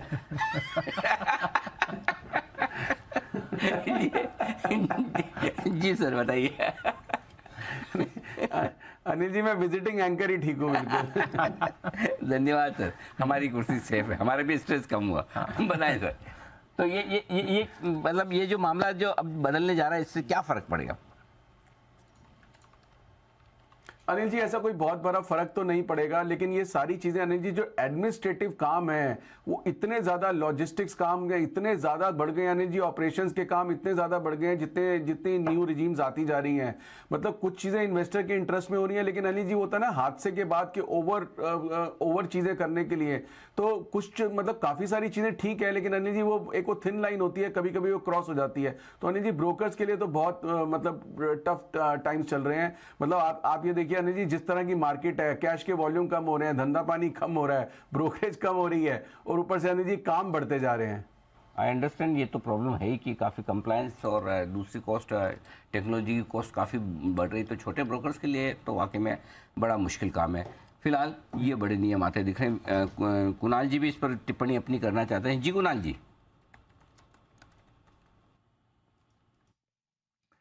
अनिल जी देखिए, मैं तो ये जो अभी आप कह रहे थे आशु जी को कि एंकर बन के देखो अनिल जी, तो मैं उसी पर टिप्पणी कर रहा था। अनिल जी एंकर बनने का काम जो है ये अनिल जी आप इस तरह न्योता देंगे तो आशु जी एंकर बन ही जाएंगे अनिल जी। तो अनिल जी इतने मासूम अनिल जी गेस्ट होने के बावजूद भी आपको लगता है एंकर होने का काम मुश्किल है अनिल जी? कितने मासूम गेस्ट हैं अनिल जी आपके? तो देखो आशु जी अगर शो करेंगे तो एक्सपर्ट्स पैनल पे कौन कौन होगा, जरा एक बार मुझे ट्वीट करके अपने बताइए कि अगर समझिए सिंगल एंकर शो हो रहा है एंड आशु मदानी इज एन एंकर, राइट? सोचिए एक ड्रीम पैनल आशु जी के साथ कौन कौन होगा शो करने वाला। भाइयों जरा अपनी अपनी कल्पना के घोड़ों को भगाइए और ट्वीट करके मुझे बताइए आशु जी के साथ शो कौन कौन करेगा। एंकर अकेले सिंगल एंकर है, न दीप का सहारा न मेरा। हाँ जी बंसल जी। नहीं अनिल जी पहले तो ये बताइए, अगर आशु जी एंकर बन रहे हैं तो वो जैसे आप कागज पेन रखते हैं, वो कागज पेन रखेंगे कि छड़ी रखेंगे कि चाबुक रखेंगे अनिल जी? उसके बाद ही तो बाकी लोग करेंगे कि गेस्ट नहीं, ये गलत बात है। ऐसे ये बात आई डोंट एग्री। ये हिंसा क्या है? किसी ने 2 बार गिरते बाजार में तेजी की कौन? अरे गजब करे क्या बंसल जी ऐसी बात कर।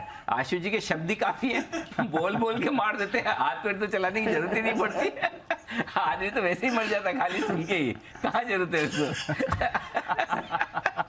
आशु जी की हिंसा तो शाब्दिक वाली होती है, शारीरिक वाली नहीं है। आइए बिल्कुल एक आशु सर के लिए स्विंग के सुल्तान आशु मदान।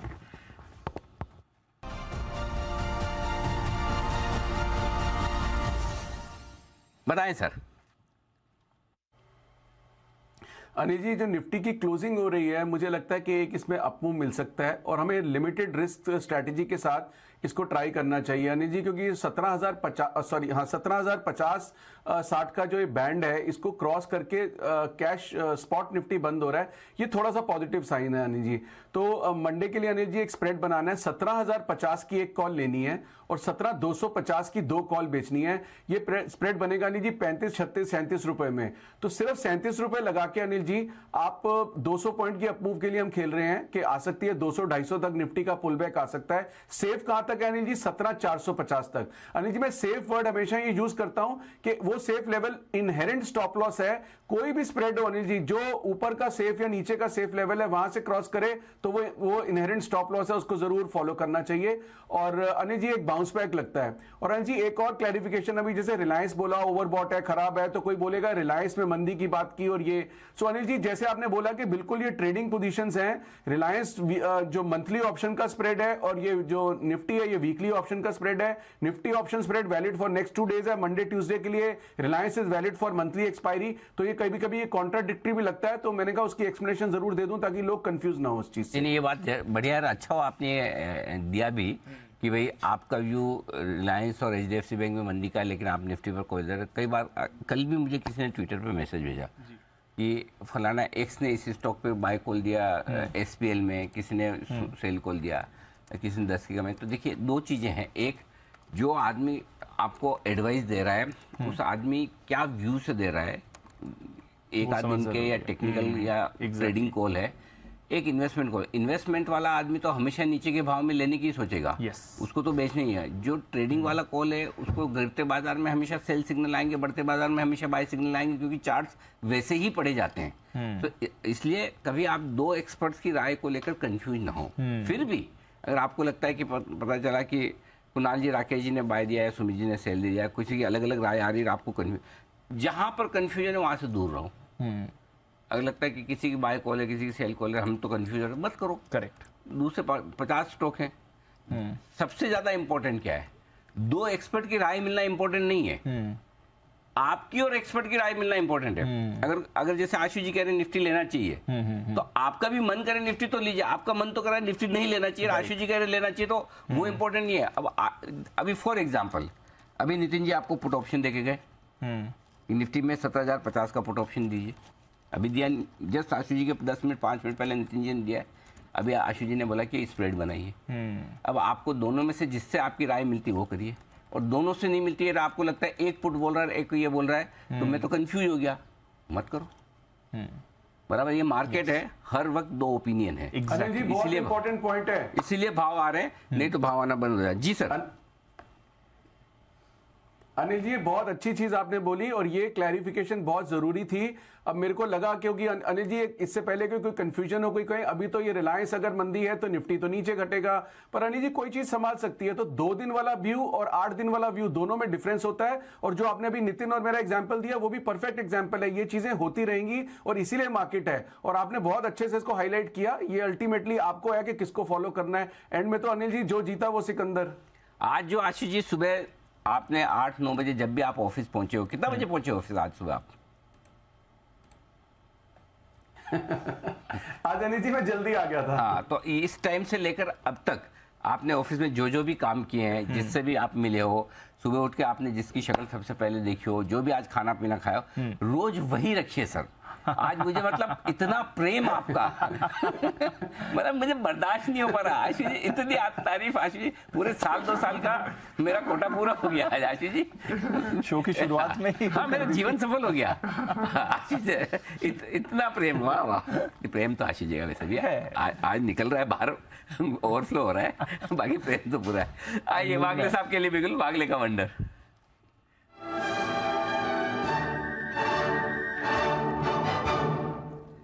जी वागले सर बताएं। अनिल जी बीटीएसटी करके जाना है यूपीएल में, इसमें एक बिल्टअप अच्छा हो रहा है, 715 716 का करंट भाव है, 710 के ऊपर एक ब्रेकआउट है, 705 का आपका स्टॉप लॉस होगा, एक 7-8 रुपए की रिस्क होगी, यहाँ से लेकर एक 2-3 रुपए की बाइंग रेंज होगी। मेरा मानना यह 730 735 तक आपको मंडे मॉर्निंग या मंडे के दिन में मिल सकता है। 735 का पहला टारगेट, पोजिशनली मुझे लगता है ये 750 तक भी जाने के लिए तैयार है, 2 से 3 दिन में भी 4 दिन तक।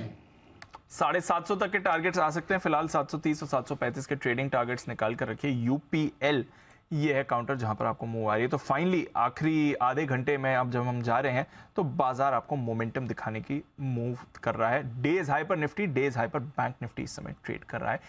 39,600 के करीब बैंक निफ्टी आने की कोशिश है। तो जबरदस्त रिकवरी पिछले 10 मिनट में बैंक्स में आपको आती हुई दिख रही है। डेज हाई पर 39,600 के करीब, और 39,600 के ऊपर आज बंद हो गया दीप। तो जो आपने कल 38,613 पे लो बनाया, वो लो तोड़ने में फिर बहुत पसीना आएगा।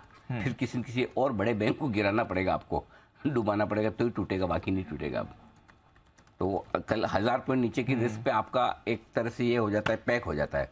और निफ्टी भी अगर 17,150 के ऊपर आज बंद हो जाता है तो फिर आपके लिए 16,850 का जो बॉटम कल बना था वो एक बार के लिए बहुत बड़ा स्ट्रॉन्ग आपका हो जाएगा।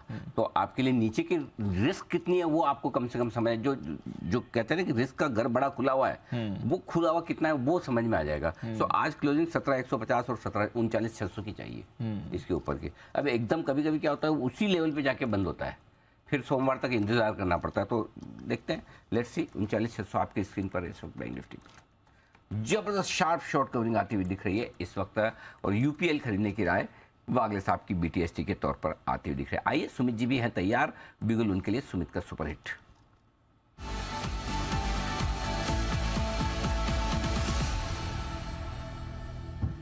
जी सुमित जी बताएं सर। अनिल जी, बाय का स्टॉक रडार पे आया है। स्टॉक का अभी भाव चल रहा है स्पॉट लेवल्स में 1580, 1580 अभी प्राइस चल रहा है। स्टॉक का नाम है ग्रासिम। ग्रासिम के अंदर मोमेंटम बन रहा है, एक अच्छी खासी गिरावट के बाद पुलबैक और बाउंस बैक के संकेत मिल रहे हैं। 1570, 1565 ये स्टॉक का नीचे में सपोर्ट लेवल है, तो 1570 का नीचे में छोटा सा स्टॉप लॉस लगा के ग्रासिम में खरीदारी करना है। ऊपर में जो टारगेट देखने को मिल सकता है, पहला टारगेट बनेगा 1600 रुपए का, दूसरा टारगेट बनेगा 1620 रुपए का। ग्रासिम में 2-3 दिनों के लिए खरीदारी करें 1570 के स्टॉप लॉस से 1600-1620 के टारगेट्स के लिए। ओके, ग्रासिम ये है आपके लिए खरीदारी की राय। सीमेंट स्टॉक्स का भी योगदान है। एक्चुअली बाजार में ही पिछले 15 मिनट में एनर्जी वॉल्यूम्स देखिए जो बैंक निफ्टी में आ रहे हैं, 500 पॉइंट की मूव बैंक निफ्टी में आपको आती हुई दिख रही है। जबरदस्त रिवर्सल हुआ है पिछले 10-15 मिनट में बाजार की स्क्रीन पर, और पूरा हम हमारी स्क्रीन पर देख रहे हैं जिस तरह से मोमेंटम आपको बनते हुए दिखा है। तो बैंक्स का भी पूरा एक्शन आ रहा है। बंधन बैंक देखिए यहाँ पर अच्छा रिवर्सल आपको आते हुए दिख रहा है, अच्छी खरीदारी इस काउंटर पर हुई है। HDFCs पर फिर भी ठीक है, थोड़ा मूवमेंट अदरवाइज उतना काउंटर प्रोडक्टिव नहीं रहा है, बट बैंक ऑफ बड़ौदा नीचे से अब पॉजिटिव हो गया है। City union bank positive territory में आपको आते हुए दिख रहा है। चुनिंदा मिड कैप बैंक्स में आपको इस समय अच्छी खरीदारी दिख रही है। फेडरल बैंक अब 1.25% ऊपर आपको ट्रेड करते हुए दिख रहा है, तो अच्छा रिवर्सल आया और मिड कैप बैंक्स का योगदान भी आपको स्क्रीन में दिख रहा है इस समय। तो चलिए, बैंक्स पर तो है हमारा पूरा फोकस, पर एक दो और काउंटर्स भी हैं जहां पर रखनी है नजर। NTPC, इसके लिए बड़ी खबर आई है। ग्रीन एनर्जी कारोबार जो है इनका काफी बड़ा है, वहां पर एक नया इन्वेस्टर आने की तैयारी में है, ऐसी खबरें कह रही हैं। और इन्वेस्टर आ रहा है ये तो इंपॉर्टेंट है, बट साथ में क्या वैल्यूएशन मिल रही है इनकी ग्रीन एनर्जी यूनिट को, ये भी जानना जरूरी है। आइए जानते हैं आशीष के साथ। आशीष बताइए क्या हुआ है यहाँ पर। दीपांशु, देखिए खबर आ रही है कि मलेशिया की जो कंपनी है पेट्रोनास, इन्होंने कंपनी में इनकी जो ग्रीन एनर्जी वाली कंपनी है इसमें 20% हिस्सेदारी के लिए करीब 3,795 करोड़ का ऑफर दिया। यानी टोटल अगर आप वैल्यूएशन निकाल के देखें तो 18,975 करोड़ के आसपास की वैल्यू आती है। और इसी को अगर आप पर शेयर में ट्रांसलेट करके देखेंगे तो 27 रुपए प्रति शेयर का जो है ऑफर दिया है। अब इंटरेस्टिंग बात यह कि वैल्यूएशन तो लग रही है, लेकिन जो दूसरे बिडर्स हैं जो ऑफर में खरीदना चाहते हैं, पार्टिसिपेट करना चाहते हैं, उनसे काफ़ी ज़्यादा प्रीमियम पर है। जैसे मिसाल के तौर पर अगर आप देखूं तो दूसरे नंबर पर जो बोली दी है वो REC ने दी है, और इसे पर शेयर के हिसाब से आपको बताता हूँ 15.47 है। तीसरे नंबर पर है IGL, जहाँ पर 6.67 के आसपास का जो है ऑफर दिया गया है। यानी इस ऑफर में काफ़ी लोगों ने दिलचस्पी दिखाई है। और मलेशिया की जो एक कंपनी है पेट्रोनास, इसने सबसे ज़्यादा वैल्यूएशन दी है, करीब 18,975 करोड़ के आसपास के। अब देखिए NTPC दरअसल इसमें हिस्सेदारी बिकवाली करके इसका इस्तेमाल करेगी, इसका जो पूंजी होगी, जो पैसा मिलेंगे, इससे जो इनका ग्रीन एनर्जी वाला पोर्टफोलियो है यहाँ पर काफ़ी ज़्यादा विस्तार किया जाएगा। और फिलहाल अगर आप देखें तो जो नॉन फॉसिल फ्यूल वाला है सेगमेंट, यहाँ से करीब 10% का कंट्रीब्यूशन आता है, और आगे जाकर कंपनी के जो प्लान्स है वो काफ़ी बढ़िया है। 45% के आसपास जो है यहाँ पर बढ़ाने की योजना है, और अगले 10 साल में करीब 2.5 लाख करोड़ ये खर्च करने वाले हैं, इस सेगमेंट में निवेश करने वाले हैं। और यहाँ पर 2032 तक जो है 60 गीगावाट की रिन्यूएबल एनर्जी ये एडिशन करने वाले हैं। इसके चलते आप देखिए बस काफ़ी ज़्यादा है, स्टॉक में तेजी। इनफैक्ट पूरी स्पेस में अगर आप देखें तो विस्तार हो रहा है। टाटा रिन्यूएबल की भी अगर आप वैल्यूएशन देखें तो करीब 34,000 करोड़ के आसपास आती है, और इनकी फिलहाल कैपेसिटी अगर आप ग्रीन कैपेसिटी देखें तो 3.19 गीगावाट है। लेकिन जैसे कि मैंने बताया कि NTPC के टारगेट्स काफ़ी बढ़िया है। FY 32 तक 60 गीगावाट का जो लक्ष्य है वो यहाँ पर देखने को मिल सकता है। तो अच्छे वैल्यूएशंस मिल रहे हैं और काफ़ी बोलियां आ रही हैं। तो ये है आपके लिए NTPC, यहाँ पर रखिए नज़र। और इनका जो ग्रीन एनर्जी कारोबार है, और उसके सामने अगर आप टाटा पावर का ग्रीन एनर्जी कारोबार देखें तो डिस्काउंट पर है टाटा पावर के। टाटा पावर के हिसाब से तो आपको काफी डिस्काउंट पर नजर आएगा, लेकिन टाटा पावर की कैपेसिटी भी आप देखिए 3.19 गीगावाट है। और फिलहाल अगर आप NTPC की जो ग्रीन वाली कैपेसिटी देखेंगे तो 2.61 है। तो कैपेसिटी के हिसाब से थोड़ा सा इलाक करता है, इसके लिए वैल्यूएशन कम है। और सरकारी कंपनी है तो भी यहाँ पर पूरी तरीके से वैल्यूएशन नहीं मिल पाती। तो ये है आपके लिए राय। टाटा पावर को थोड़ी प्रीमियम वैल्यूएशन मिली है उनकी ग्रीन एनर्जी कार के लिए, तो उस हिसाब से थोड़ा फिर भी डिस्काउंट पर है, बट अच्छे एसेट्स तो एनटीपीसी के पास भी हैं और ग्रीन एनर्जी आगे की एक थीम भी बन रहा है। आज थोड़ा सुस्त है काउंटर, बट नॉनदलेस एनटीपीसी आपके रेडार पर रहना चाहिए। शुक्रिया आशीष ये डिटेल्स हमारे साथ शेयर करने के लिए। But move front end centre सारी की सारी आपको मेटल स्टॉक्स में दिख रही है। पावर तो जो मूव दिखा रहा है वो ठीक है, बट मेटल में मूव दिख रही है। सुमित जी आपका एक पुराना फेवरेट सेल सर 88 का लेवल, अच्छा स्पाइक आया इसमें, जरा देखें सेल का चार्ट। दिवांशु, चाइना की न्यूज के बाद जो आपने भी बताई थी थोड़ी देर पहले, उसके बाद सारे के सारे ये पूरे सेक्टर के अंदर ही एक उछाल देखने को मिल रहा है।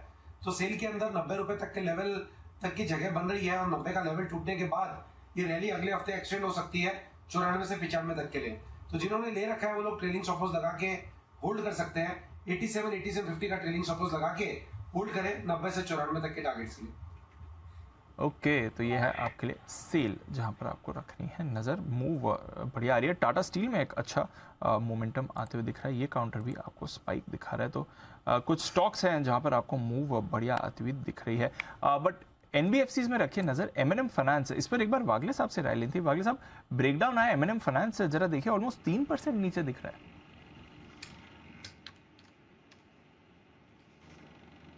दीपांशु वीक है ये मार्केट में भी, अगर ये सस्टेन नहीं कर रहा है क्योंकि अच्छे खासी बाउंस बैक काफी स्टॉक्स में आ रहे हैं, थोड़ा सा बाउंस पे बेचना चाहिए। मेरा मानना है अभी 236 से मे बी 239 242 ये रेंज में बेचना चाहिए। 245 क्रॉस करने में बहुत मुश्किल होगा ये स्टॉक को।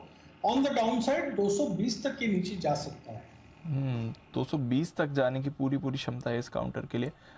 एमएनएम फाइनेंस में आपको एक ब्रेकडाउन भी आते हुए दिख रहा है। इंश्योरेंस स्टॉक्स के लिए अच्छा दिन है। HDFC Life, SBI Life, ICICI Pru, ये सारे काउंटर्स मूव कर रहे हैं। एचडीएफसी लाइफ में एक बढ़िया मूव आई है, सुबह हम बात भी कर रहे थे। एसबीआई लाइफ को भी एक बार पुल अप करते हैं 2-2.25% ऊपर। ये काउंटर भी आपको दिख रहा था थोड़ी देर पहले, और आईसीआईसीआई प्रू में भी आपको मूव दिख रहा है। तो थोड़े ये जो इंश्योरेंस स्टॉक्स हैं ये डेफिनेटली मूव कर रहे हैं। अब थोड़ा आईसीआईसीआई प्रू नेगेटिव टेरिटरी में आ गया, बट सुबह से थोड़ा अच्छा एक्शन ही दिखा रहा था। हिमांशु जी एचडीएफसी लाइफ सर।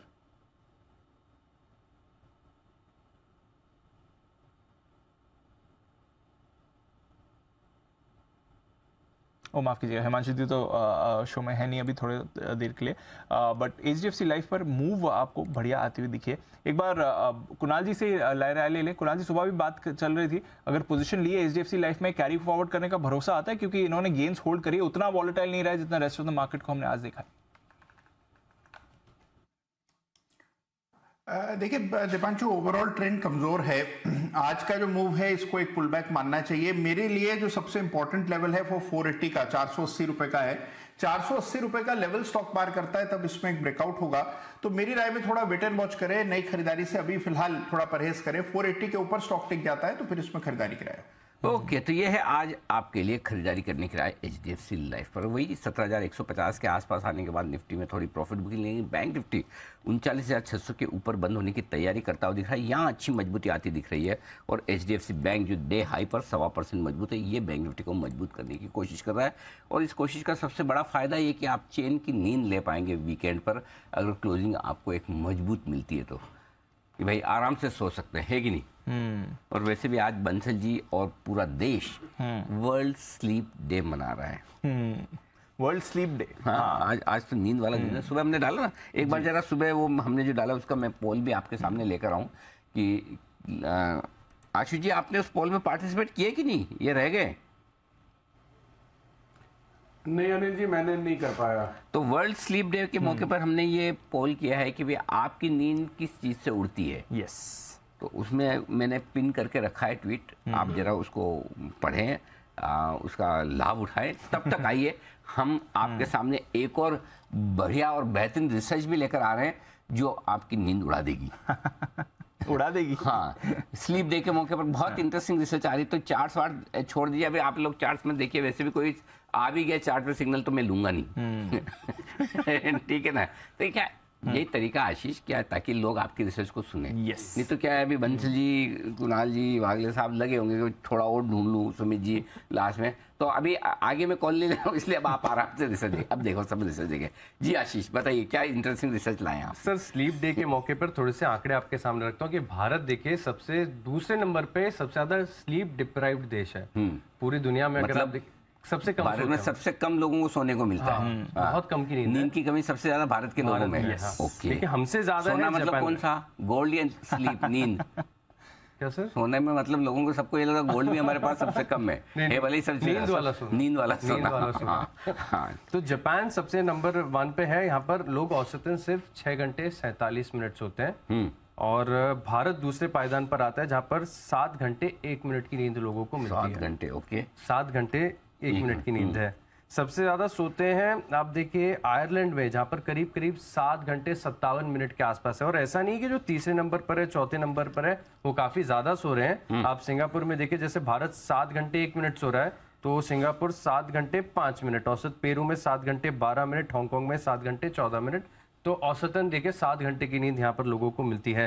और ट्रेंड जो है, क्योंकि एनालिसिस डेटा हमने देखा है, जैसे जैसे सर उम्र बढ़ती है ना, नींद का कोटा कम होते रहता है। ये बात तो बुजुर्गों को कम आती है। जैसे 18 से 25 साल। जापान में कम होने का रीजन एक ये भी होगा, बुजुर्ग सबसे ज्यादा एवरेज एज जापान के लोगों में, जापान के लोग काफी लंबे जीते हैं एक्चुअली, तो हो सकता है इस वजह से उनका 6 मिनट 47 सेकंड का आ रहा हो। ठीक है, ओके।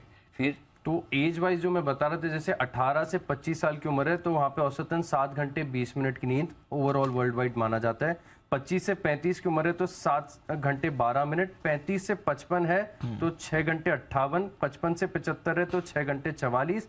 और 75 से 90 है तो और भी कम सर, सिर्फ 6 घंटे 35 मिनट के आसपास की नींद यहाँ पर लोगों को मिलती है। अब एक कम नींद की कुछ वजहें हैं।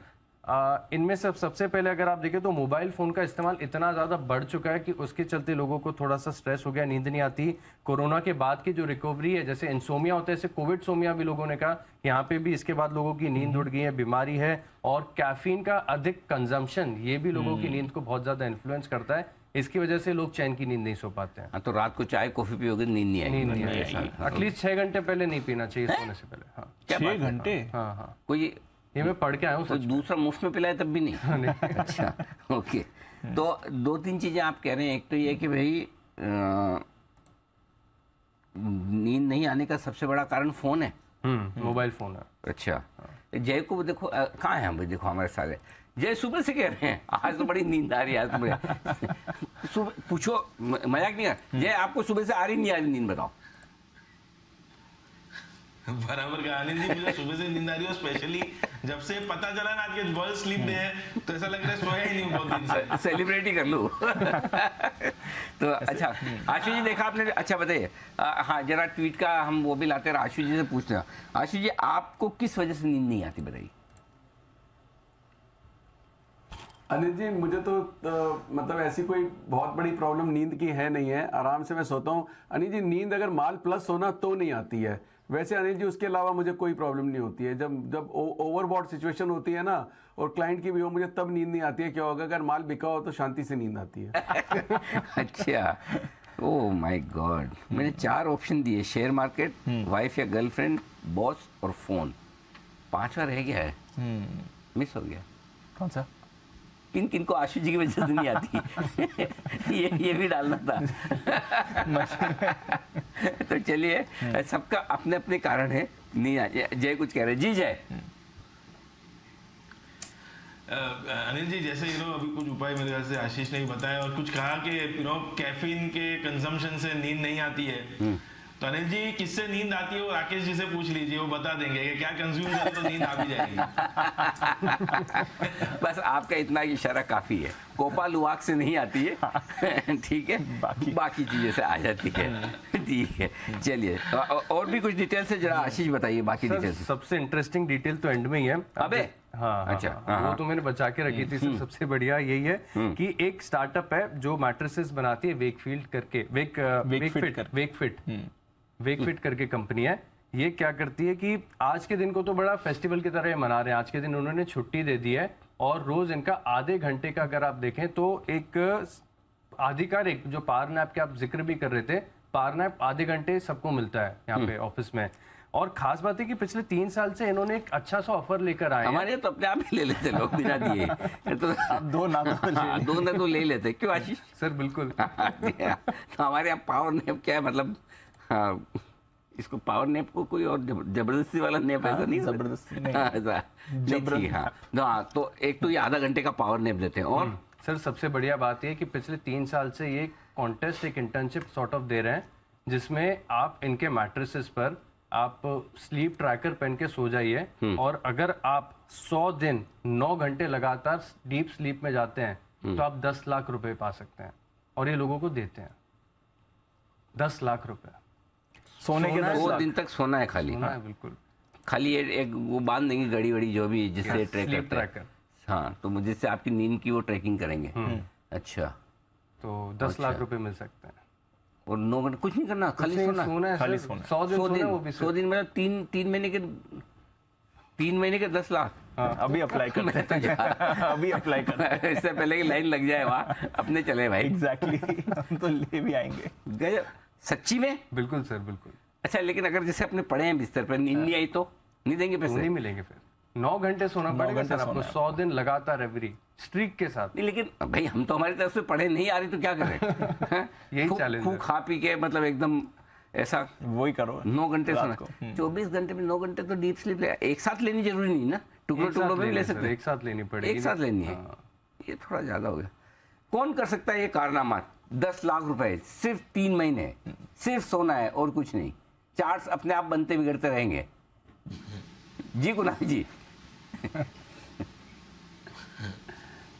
अनिल जी देखिए, मैं ये काम तो नहीं कर सकता। अनिल जी, मैं यही जानना चाह रहा हूँ अनिल जी कि ये जो आप कह रहे हैं पावर नैप ली जाए, आधे घंटे की पावर नैप कंपनी दे रही है सभी एम्प्लॉइज को, सुविधा उसकी। अनिल जी देखिए, ये नींद ऑन डिमांड अनिल जी आप लोग लाते कहां से? अनिल जी मैंने कई बार कोशिश की अनिल जी कि जब मेरी इच्छा होती है तब मैं सो नहीं पाता हूँ अनिल जी। तो ये ऑन डिमांड कैसे सो जाते हैं लोग कि जब सोने का समय मिले तभी नींद आ जाए? तो अनिल जी दोनों चीजें एक साथ होती कैसे हैं अनिल जी? ना, ये बात तो सही है आपके। इसका है ना, इसका कनेक्शन माइंड से है। आपके माइंड को हैबिचुअल करना होता है कि अब मुझे सोना है। या फिर है ना, इसमें 10-15 मिनट के बहुत सारे ऐसे वो शवासन वाले वीडियोस होते हैं या ऑडियो होते हैं, वो कान में लगा लो, उसमें गारंटी से बोल सकता नींद आ जाएगी, गारंटी से। गाने सुन के? गाने नहीं, हाँ। वो मेडिटेशन करा, उसमें, और उसमें साउंड और डीप स्लीप आती है। हाँ, एकदम 100%। तो 10 लाख तो अपने।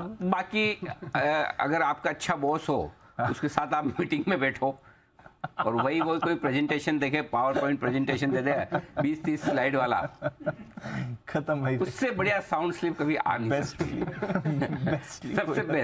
सबसे बेस्ट नींद उस वक्त आती है, बेस्ट हो जाती है। अब ये अगर आप अफोर्ड कर पाए तो नींद भी बड़ी महंगी होती है।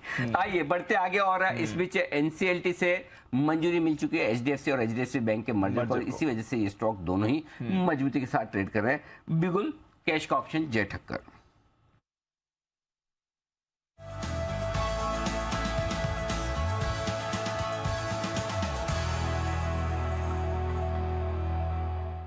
बताएं जय। जी अनिल जी मैं अभी भी कॉल ऑप्शन के साथ ही जाना चाहूँगा। और तो बाउंस जो एक्सपेक्ट किया था वो आ चुका है।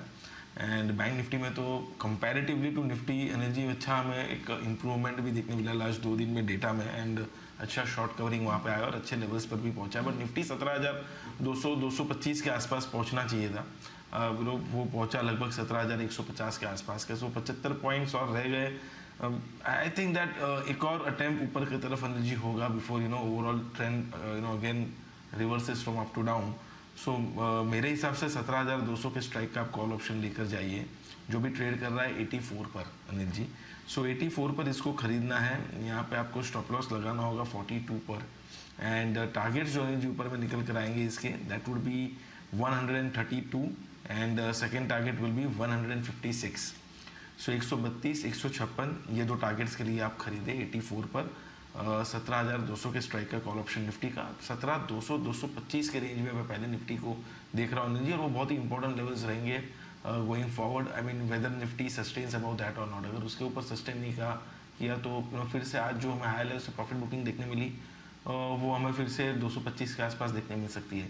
सो वहाँ पे एक बार प्रॉफिट बुक करना भी अगर निफ्टी वहाँ पे देखने मिलता है तो तो ये है आपके लिए जय की strategy. By the way closing आ रही है, कोई फाइनल कमेंट्स क्या करके जाना पोजीशन? लॉन्ग पोजीशन बरकरार रखी जा सकती है दीप, हालांकि और जरूरत से ज़्यादा न रखें, संभाल पाएं उतनी रखें कि अगर 150-200 पॉइंट निफ्टी नीचे खुले या 300 पॉइंट 350 पॉइंट बैंक निफ्टी नीचे खुले तो आपको तकलीफ ना हो, उस हिसाब से रखिए। बैंक निफ्टी अच्छी क्लोजिंग दे रहा है, ज़्यादा बढ़िया, 39,600 के ऊपर की क्लोजिंग बैंक निफ्टी में ज़्यादा बेहतर है। और निफ्टी में 17,100 की क्लोजिंग ठीक है, लेकिन 17,150 ज़्यादा बेहतर होता, फिर भी ठीक है, क्लोजिंग अच्छी है। अगर फिर भी किसी की जो लॉन्ग पोजीशन है रिस्की लेवल की, यानी कि करंट लेवल के आसपास की, तो उनको हेजिंग रखनी चाहिए। अगर आपने समझे 17,000 या 16,900 का लॉन्ग किया हुआ है तो आपको हेज करने की जरूरत नहीं है। आपने 39,000 39,200 पर बैंक निफ्टी लिया हुआ है, आपको हेज करने की जरूरत नहीं है। लेकिन आपने 39,500 600 पे अभी ब्रेकआउट पे लिया है तो आपको हेज करना है, और हेज करने के लिए 17,000 का पुट ऑप्शन ले सकते हैं या 16,900, जो आपकी इच्छा हो प्रीमियम, क्योंकि चूंकि मंडे को घट जाएगी।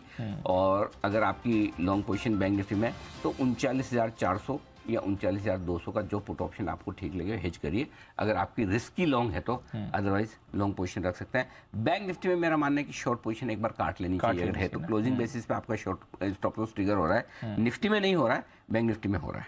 ओके, तो ये है अनिल की राय, शॉर्ट पोजीशन है तो काट लीजिए, लॉन्ग पोजीशन है तो हेज करके जा सकते हैं। बाय द वे बायोकॉन पर अभी बड़ा सौदा हुआ है, 2,32,00,000 शेयर्स के कई सौदे आपको होते हुए दिखे हैं। 2% इक्विटी का सौदा आपने बायोकॉन में होते हुए दिखा है, तो बड़े सौदे हुए हैं इस काउंटर पर। 6.5% नीचे ये बंद हो रहा है, इस पर भी रखिएगा नजर अगले हफ्ते के लिए। बट अच्छा दिन रहा है, back to back positive closing आपको बाजार दिखा रहा है। कल तो हल्की रिकवरी रही थी, एंड में आप हल्का पॉजिटिव क्लोज होते हैं। आज बढ़िया रिकवरी के साथ डेज हाई के आसपास आप क्लोज हो रहे हैं। लंबे समय बाद भारतीय बाजार डेज हाई पर क्लोज हो रहे हैं। हाँ, ये तो सोचा ही नहीं, डे हाई पे भूल ही गए कब टाइम हुआ था, ये बहुत लंबा हो गया। HCL tech, Hindalco, UPL, UltraTech, HDFC life top gainers रहे आपके। Eicher, NTPC, Maruti, Power Grid, Sun Pharma, Cipla, यहाँ पर आपने गिरावट देखी है। बट एक्शन पैक्ट हफ्ता रहा अनिल जी, बहुत ही एक्शन पैक्ट वीक रहा। ग्रिड, सन फार्मा, सिप्ला, यहाँ पर आपने गिरावट देखी है। बट एक्शन पैक्ट हफ्ता रहा अनिल जी, बहुत ही एक्शन पैक्ट वीक रहा। फाइनली जो हफ्ते की शुरुआत में डर था वो अब थोड़ा रिलीफ के साथ 17,125 exact provisional closing level Nifty और 39,685 closing level bank Nifty provisional basis. Bank Nifty 4 दिनों के हाईएस्ट, यानी कि पिछले शुक्रवार के बाद जो लेवल है आज क्लोजिंग, पिछले शुक्रवार को 40,500 का क्लोज था, इस बार 39,600 के ऊपर का क्लोज है। तो 4 दिनों के इस हफ्ते की हाईएस्ट क्लोजिंग पर आप जाकर बंद हो रहे हैं बैंक निफ्टी पे। क्लोजिंग के लिहाज से इस हफ्ते का हाईएस्ट क्लोज है निफ्टी पर। मंगलवार के बाद का सोमवार का क्लोज आपका 17,154 का था, तो वहां से थोड़ा सा नीचे बंद हुए 25 पॉइंट। प्रोविजनली फाइनल क्लोजिंग 17,100 के आसपास आनी चाहिए, लेकिन फिर भी 3 दिनों की ऊंचाइयों पर बैंक निफ्टी भी क्लोज होता दिख रहा है, तो थोड़ी सी बेहतर आप कह सकते हैं क्लोजिंग होती हुई दिख रही है। आइए बाजार बंद होने के बाद के एक्शन पर करते हैं फोकस। क्या कुछ आपके लिए जब तक कि फाइनल रेट्स आपके सामने आए। अमेरिका, यूरोप के बैंकिंग संकट से सोने की कीमतों में एक बार फिर से आई है जोरदार तेजी, और भाव 1.5 महीने में सबसे ऊपर है, महंगे हैं। क्या दुनिया में मंदी की आशंका में सोना और छलांग लगाएगा, और क्या निवेश का सही मौका और वक्त अभी भी है? स्वर्णकाल, ये है हमारा आज खास शो, शाम को 4:26 पर पेश किया जाएगा, मिस मत कीजिएगा। देश में होने वाले कुल मौतों में से 28% की मौत की वजह है दिल की बीमारियां। जहां ये आंकड़े ICMR ने इनके हवाले से सरकार ने राज्यसभा में पेश किए, यानी कि लगभग हर एक 7 में से 2 मौत की वजह दिल की बीमारी है, और यह परेशान करने वाले आंकड़े। ऐसे में ये बहुत ज़रूरी है कि क्यों ये दिल की बीमारियां ज़्यादा फैल रही। आज शाम 6 बजे इसी पर करेंगे हम चर्चा, और समझेंगे कि खास तौर से युवाओं में हार्ट अटैक के बढ़ने के खतरे की क्या वजह हो सकती है। इनसे भी करेंगे हम बातचीत। हमारे साथ होंगे एक्सपर्ट्स का पूरा पैनल। दिल की बीमारी नई महामारी, डॉक्टर बलबीर सिंह साहब होंगे कार्डियोलॉजिस्ट मैक्स हॉस्पिटल से, डॉक्टर अनुराग मेहरोत्रा कार्डियोलॉजिस्ट सिद्ध हॉस्पिटल से हमारे साथ कार्यक्रम में होंगे शामिल। शाम 6 बजे देखिएगा जरूर, दिल की बीमारी नई महामारी। नजदीक है 31 मार्च की डेडलाइन। टैक्स बचाने के लिए क्या है आसान तरीके, जहां बचत के साथ होगा फायदा भी, बताएंगे शाम 6:26 पर मनी गुरु में। देखिए टैक्स बचाने के स्मार्ट टिप्स। हमारे साथ होंगे अनिल चोपड़ा साहब, ग्रुप डायरेक्टर फाइनेंशियल वेलबींग के बजाज कैपिटल से, और साथ ही साथ पंकज मठपाल ऑप्टिमा मनी के भी हमारे साथ होंगे आपको बताने के लिए। और अब आइए हमारी prime time bulletin India 360 degree. आपने ये कहावत तो जरूर सुनी होगी कि जो सोवत है वो खोवत है, जो जागत है वो पावत है। लेकिन बदलती हुई जिंदगी में इस कहावत के मायने अब बदल रहे हैं, क्योंकि लोगों के पास अब इतना समय ही नहीं बचा कि वो नींद पूरी ले सके। जी हाँ, इसीलिए वर्ल्ड स्लीप डे पर आज हम जागने के नहीं, सोने के फायदे बताएंगे आपको। एक सोने के फायदे मृत्युंजय बताएंगे शाम को अभी 4:30 बजे गोल्ड के, और दूसरे सोने जो नींद के उसके फायदे हम रात को 8 बजे आपको बताएंगे। मिस मत कीजिएगा हमारी कवर स्टोरी जो आपके लिए। लेकिन इसके अलावा जी बिजनेस पर अगले हफ्ते से आपके लिए विशेष कार्यक्रम कोई जड़ी लगने वाली है। जी हाँ, लगेगा वेल्थ चेकअप कैंप। जाने कैसी आपकी वेल्थ की हेल्थ और आगे कहाँ कैसी और कितनी बनेगी वेल्थ। 20 से लेकर 26 मार्च तक पूरे हफ्ते आपको बनेगा वेल्थ क्रिएशन का फॉर्मूला। #जी वेल्थ क्रिएशन पर आप भी जुड़िए हमारे साथ, और हमारे साथ एक्सपर्ट्स का पूरा पैनल होगा।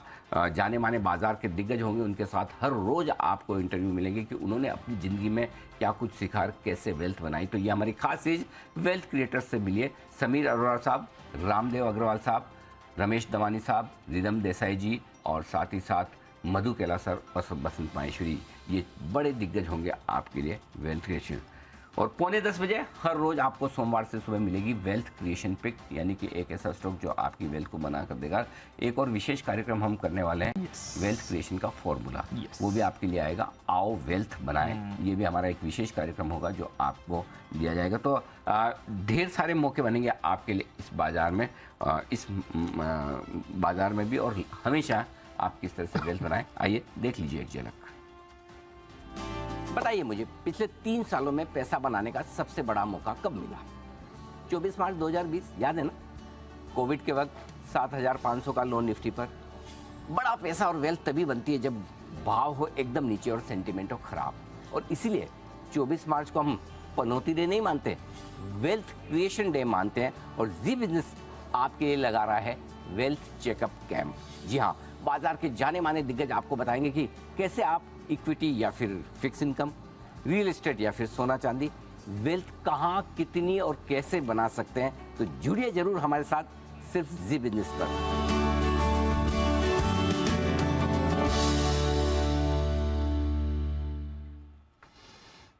तो कुछ बढ़िया प्रोग्रामिंग आने वाली है सर। बिल्कुल, वेल्थ क्रिएशन का फॉर्मूला अगले हफ्ते बहुत काम है। बहुत प्लानिंग की है, बहुत प्रोग्राम कर ले, तो ढेर सारे इंटरव्यूज होंगे, ढेर सारे रिसर्च फॉर्मूला होंगे, डेटा क्रंचिंग होगी, और आपको पूरी तरह से इस बात के लिए तैयार किया जाएगा कि आप कैसे अच्छा निवेशक बन सकते हैं और अपने पैसे कमा सकते हैं। आइए विदा लेने का वक्त है, विदा लें उससे पहले 17,100 पर एग्जैक्टली राउंड फिगर में क्लोजिंग हुई है निफ्टी की, 114 पॉइंट ऊपर। राउंड फिगर में ही क्लोजिंग हुई है बैंक निफ्टी की भी, एग्जैक्ट 39,600 ले लीजिए। 598 इज एज गुड एज 600, मान लिया सर, 600 मान लिया, है ना। ओके, और एग्जैक्ट क्लोजिंग हुई है आपकी 57,990 पर सेंसेक्स की। तो आज का बढ़िया क्लोजिंग वाला दिन। बहुत बहुत धन्यवाद कुणाल जी, राकेश जी, सुमित जी, और बहुत बहुत धन्यवाद आशीष सर, वागले साहब और जय ठक्कर साहब, आपका भी आज समय देने के लिए। हफ्ते के आखिरी दिन, अगले हफ्ते वेल्थ क्रिएशन मनाने के लिए आप भी हमारे साथ जुड़िए, और हम सब तो होंगे। फिलहाल मुझे और दीप को इजाज़त दीजिए।